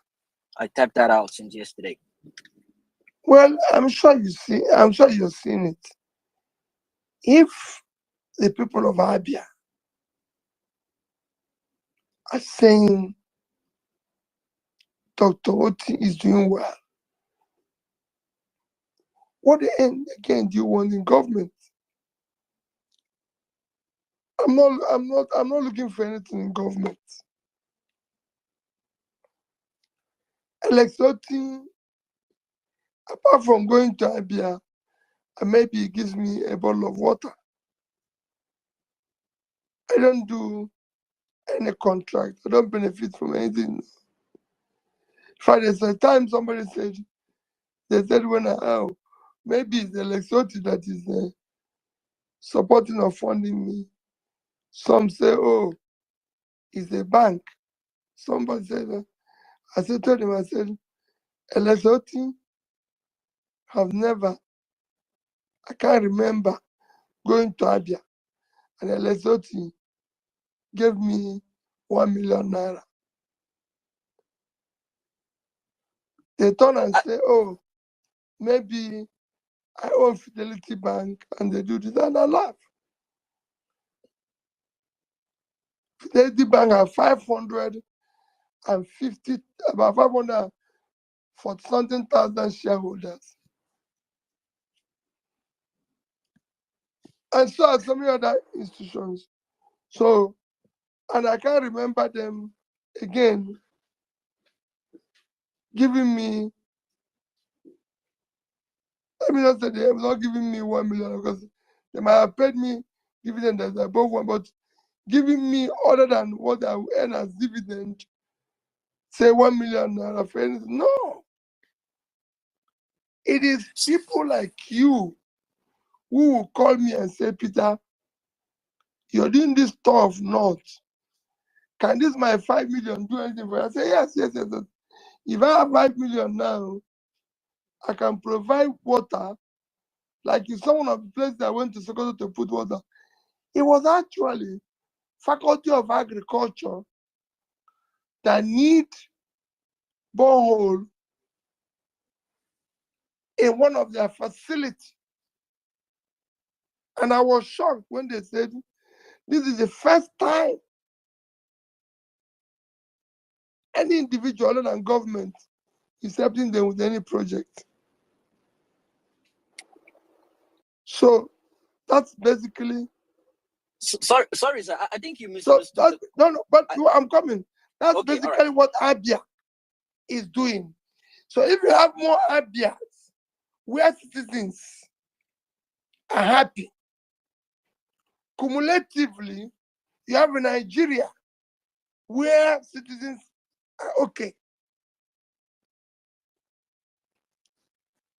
We need to replicate the feeling governance is about the people.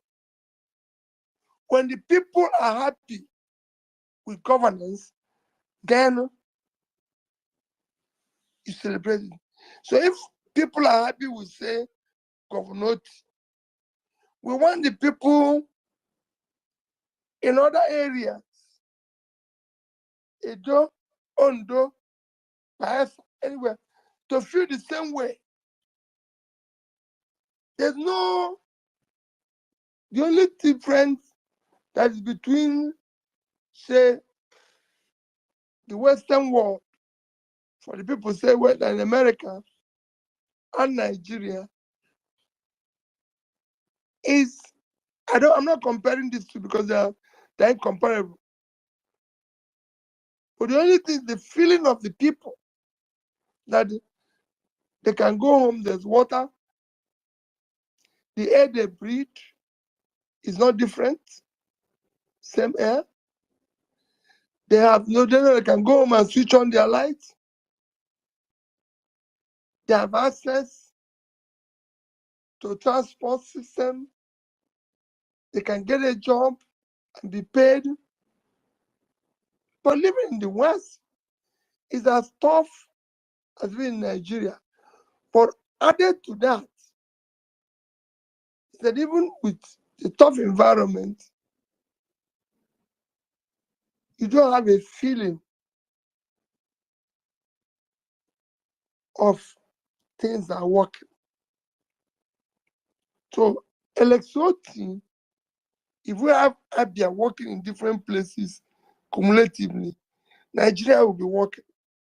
If we replicate the same thing at the center, it's a win-win. Nigerians will be happy.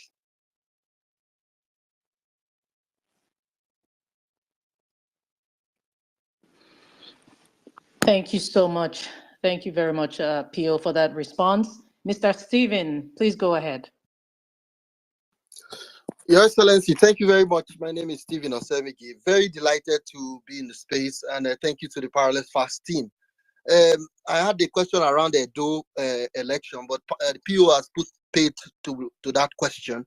But so I want to ask my second burning question, Your Excellency. Thank you for joining us on this space. My question is on INEC. Most of us that went through this process with you through 2023, I was on Spaces several times advocating for real-time beavers uploading results. And Mahmoud Yakubu went about, the current chairman of INEC, promising, even in Chatham House, that the results will be uploaded real time. And we know the story, how supposedly it was switched off. And in the courts, which we also followed, it was said to be an option. Can we put pressure on the current National Assembly to codify it so that if we go again in 2027, God willing, it will no longer be an option, that results will be uploaded at polling units so that our results will reflect? Because I fear that if we continue this great work you're doing and we all continue to do this, INEC has not amended that rule and the Supreme Court ignored the beavers. And I fear that that may be a challenge. What do you think we should do as obedience, as Nigerians, and also the National Assembly on the current Electoral Act, which was a big problem why you are not president today, in my opinion? Thank you, sir. Well, I think it's a very, for me, this is not a question. It's a suggestion that all of us will have to work hard on. Because like I said, it is important that you know that it's not everything that is question. I'm also learning, like you people are learning. I'm also listening to you. I want some of you also to tell me what to do. What you asked now is critical. Is there something that we'll all engage in? I've taken note of it. We must now ensure that issue of what they said last time is not, they have an option, should no longer be an option. And it will be followed. That's what I'll say on this one. Okay, thank you, sir. I would just to conclude that part of the question, I would please ask that when you meet with the National Assembly delegation from our party and also the opposition, which includes the PDP and all other interested parties, let them bring it to the table, and we as Nigerians will support that effort so that we can be sure that the votes of Nigerians will count 100%. Thank you, Your Excellency. Thank you, Paralefa. All right. Walchester 04, you can go ahead, please.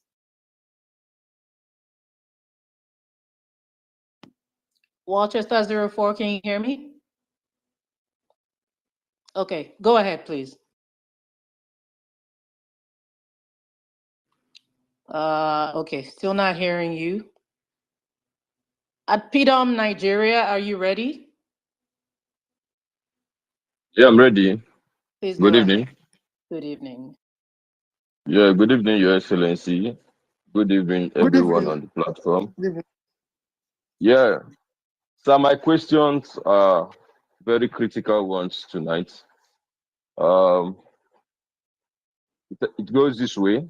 On the 15th of February, I posted a document, a secret document, where this government approved 24 billion for Hajj subsidy. The government came out to deny via the National Hajj. Yeah, Hajj. Pilgrim, Hajj subsidy. Okay. Yeah, I posted a document with Tinubu's signature where the government approved 24 billion naira to subsidize for Hajj. The National Hajj Commission came out to deny. I posted a document where the chairman of Hajj received the money via Senator Shetima's office. Nigerians did not react. Nothing happened. That money was sourced from Wheat Green Reserve. That's where they pulled that money off without any National Assembly appropriation.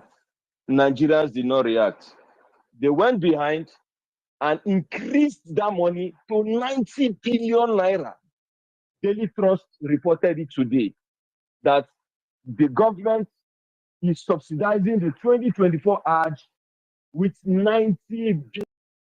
Was actually sourced from, the money was actually sourced from,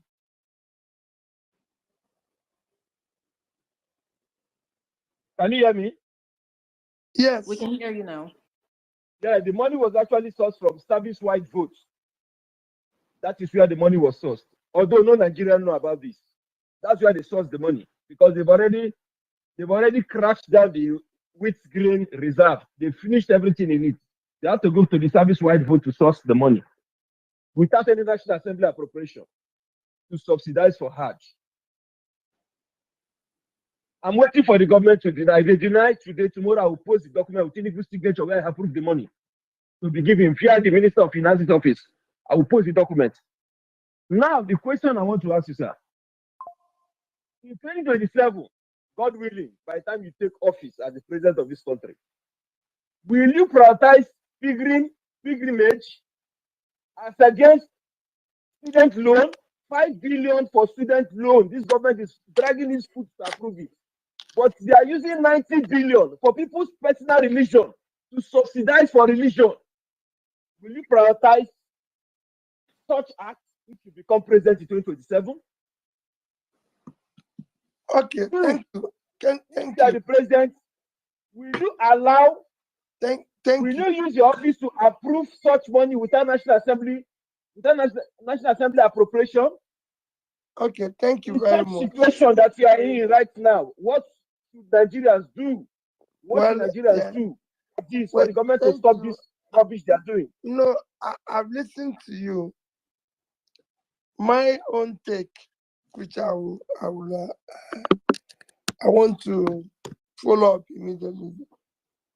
Let me be honest with you.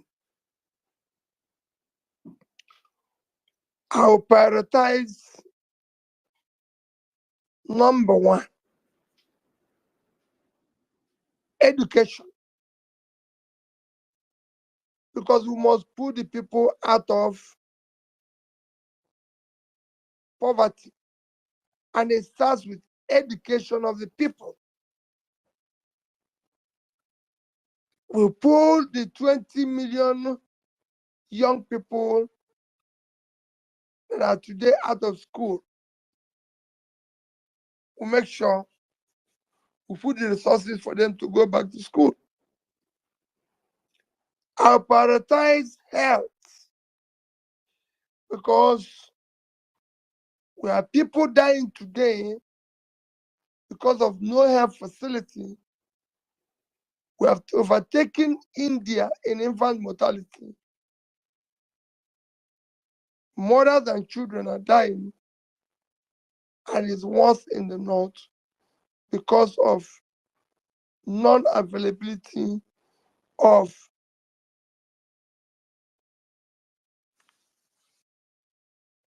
community facilities, health facilities.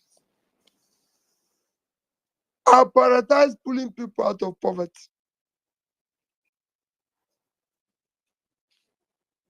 This is where we require to put in our resources.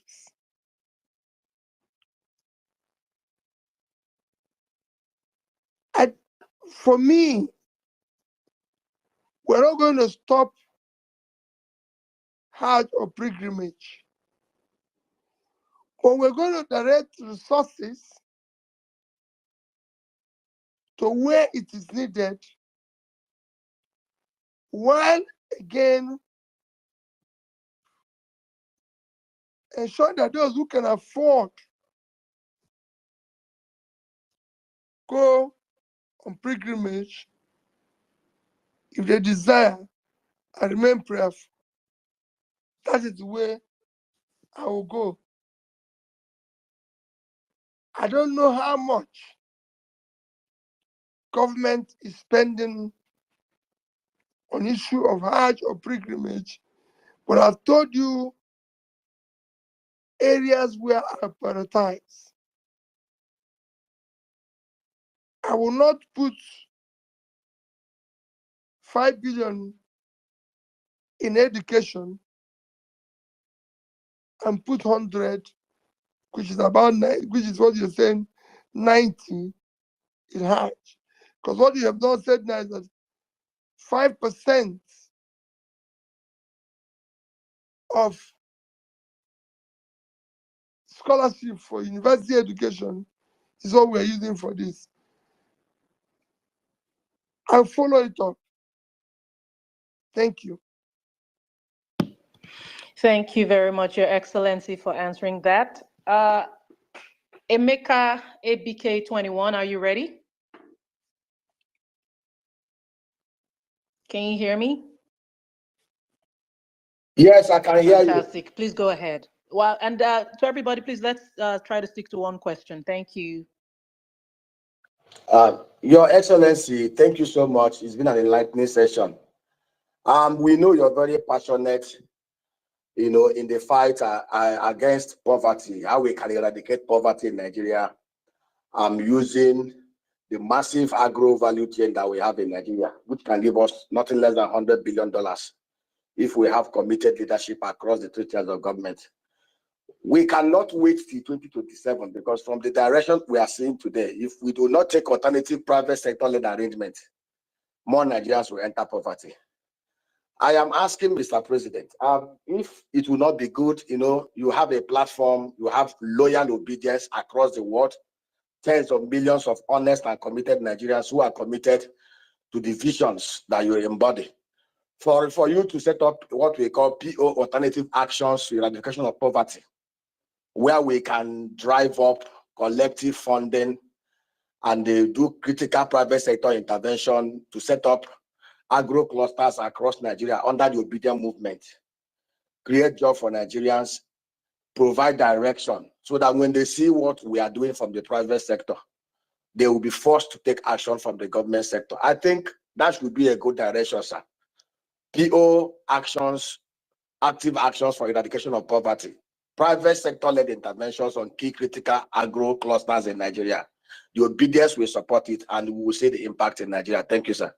Well, what is suggested now is very good and can work in any other normal country, but not Nigeria. If just doing Twitter space is being attacked, imagine what they will do when you start with obedient agriculture to show them an example of what you can do. People have been given job nominated for appointments, and somebody writes that they think they voted for Peter Obi. They cancel the appointments. Imagine what they're doing to me as a human being. So imagine what they will do if you have such facility. It won't work. If I said it, let me say it again. I said it in my last house. If I tell you what I'm going through in hands of government, you'll be asking me, why are you not on the streets shouting? However, it's not a problem. If you choose to serve, you must be ready for certain measure of problems. So it will be tough. It's a very good idea that we can use whenever we have opportunity to ensure that all our vast uncultivated land, something happens.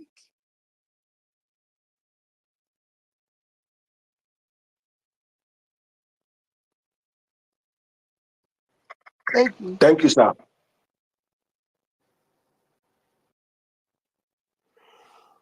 All right, thank you very much. I think we've lost Gloria.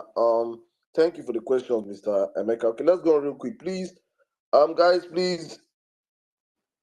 I can see if you're up here and you want to ask a question, you could indicate by raising up your hands. It will make it more sweet, so know that you want to speak. And if you have requested for the mic, we have hundreds of requests here. We're trying to see how we sieve ourselves and bring everybody as much as possible, as long as His Excellency is still with us.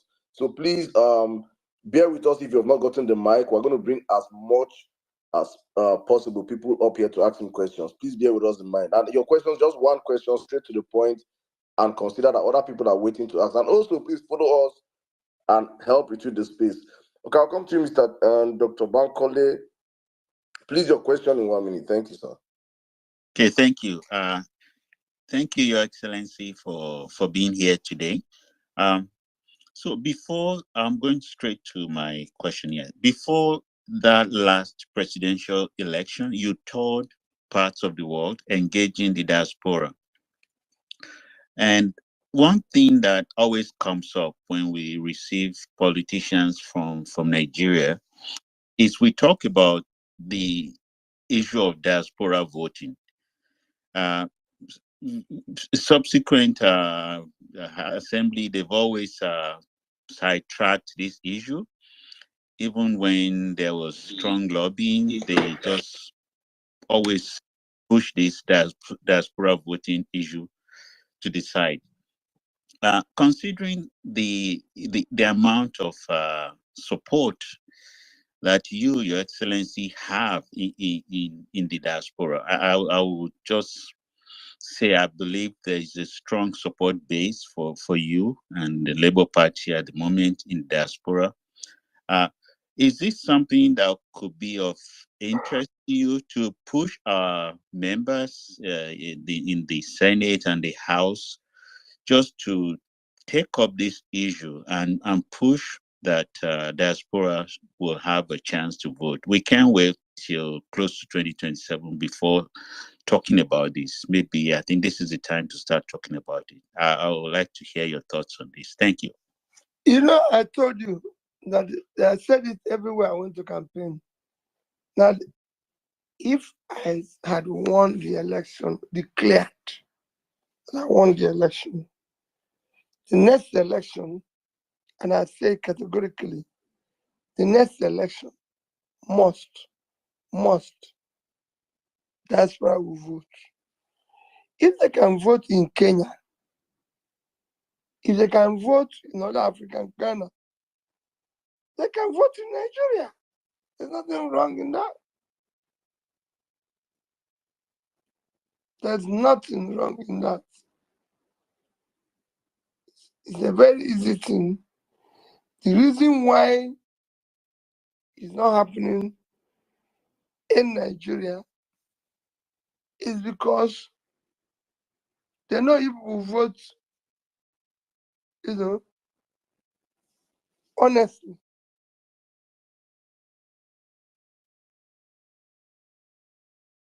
And that's why it's not happening. There's no reason why today, in today's world, Nigerians in diaspora cannot vote. Besides, it's critical. You now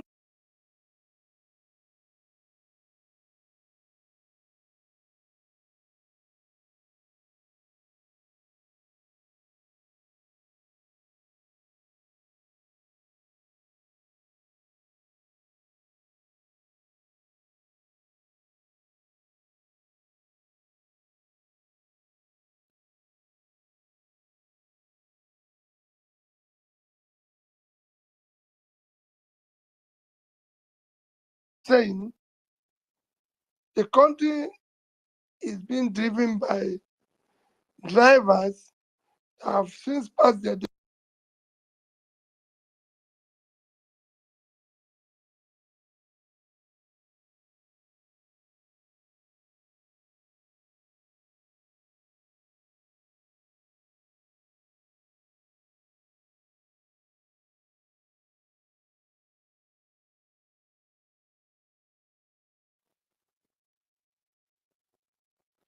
Thank you very much. Honestly speaking, this space is under massive attack. I don't even know how. I think I'm the only one that's up here. I can't even see.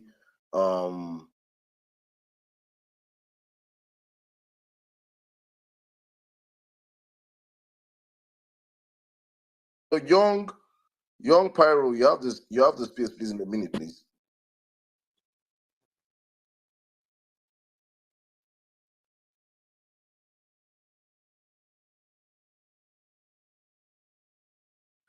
Hear me? Can you hear me? Yeah, please go on in a minute. You have a question. You have the space, please. Ask your question.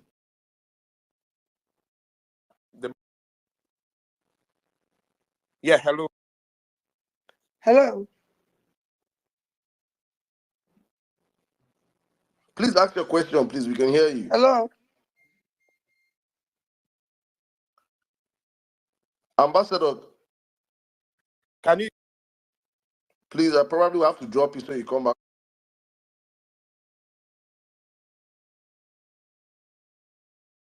Please ask your question, please.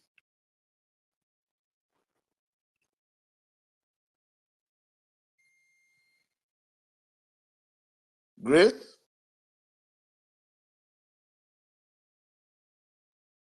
Am I the only one?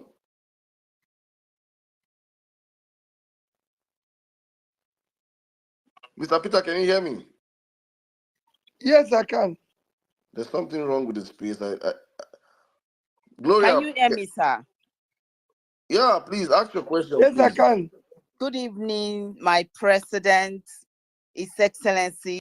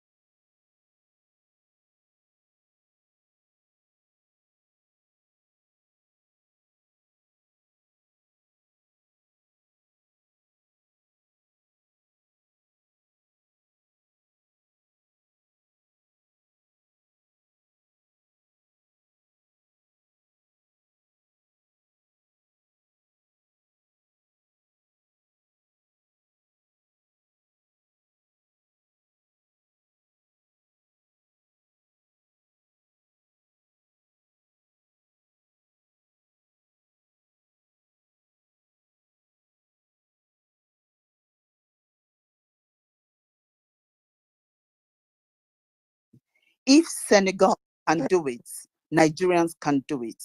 And I know it's going to be done.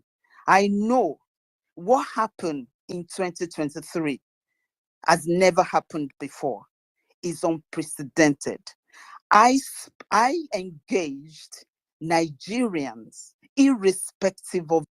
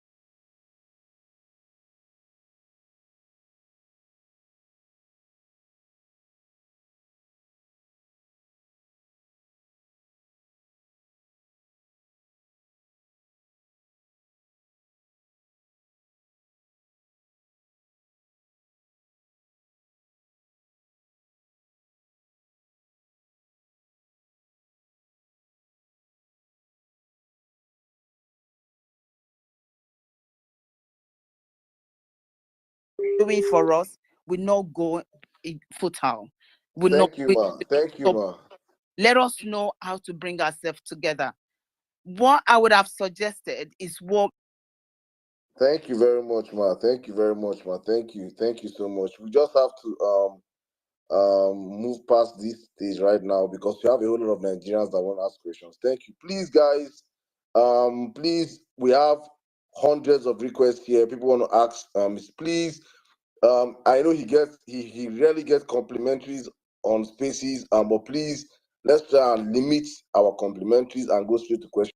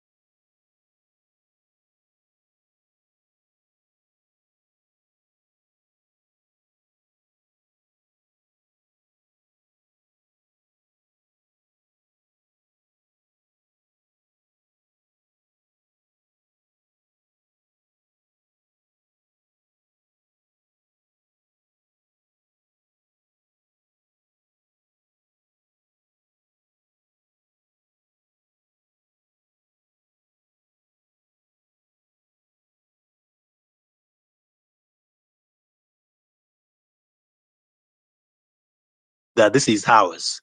Those are my questions. Thank you, sir. Thank you. Well,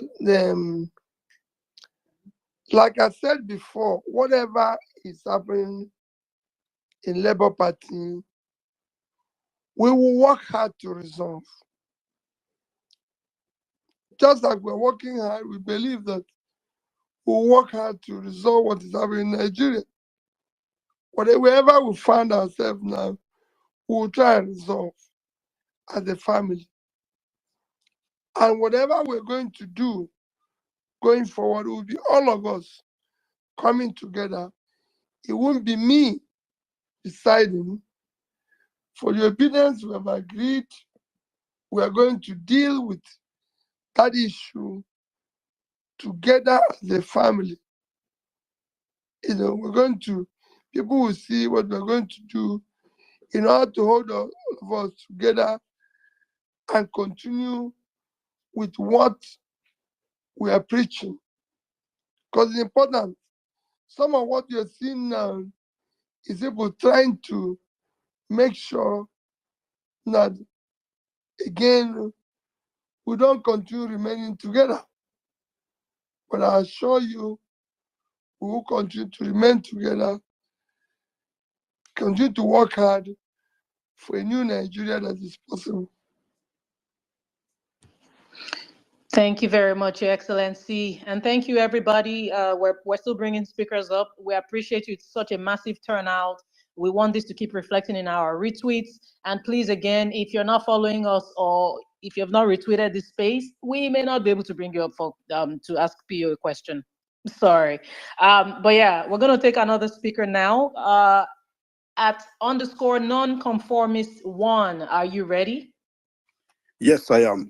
Good evening, Your Excellency. Good evening, everybody on this space. Sir, my question is actually quite direct. And, a lot of us have been upset about a lot of things. And one of those things is that we hear that Julius Abure, the party chairman, is literally fighting you in the party and a couple of other people who are opposed to this convention. Please, sir, we need a direction because most of us are contemplating joining the party. Many of us are looking at galvanizing people, to join also. So do you think it is still a very wise venture for us to do this, or should we just hold on and let the whole audit go on and everything, and then see how we move from there, sir? No, come again, because I lost you in the Okay, can you question. hear me now, sir?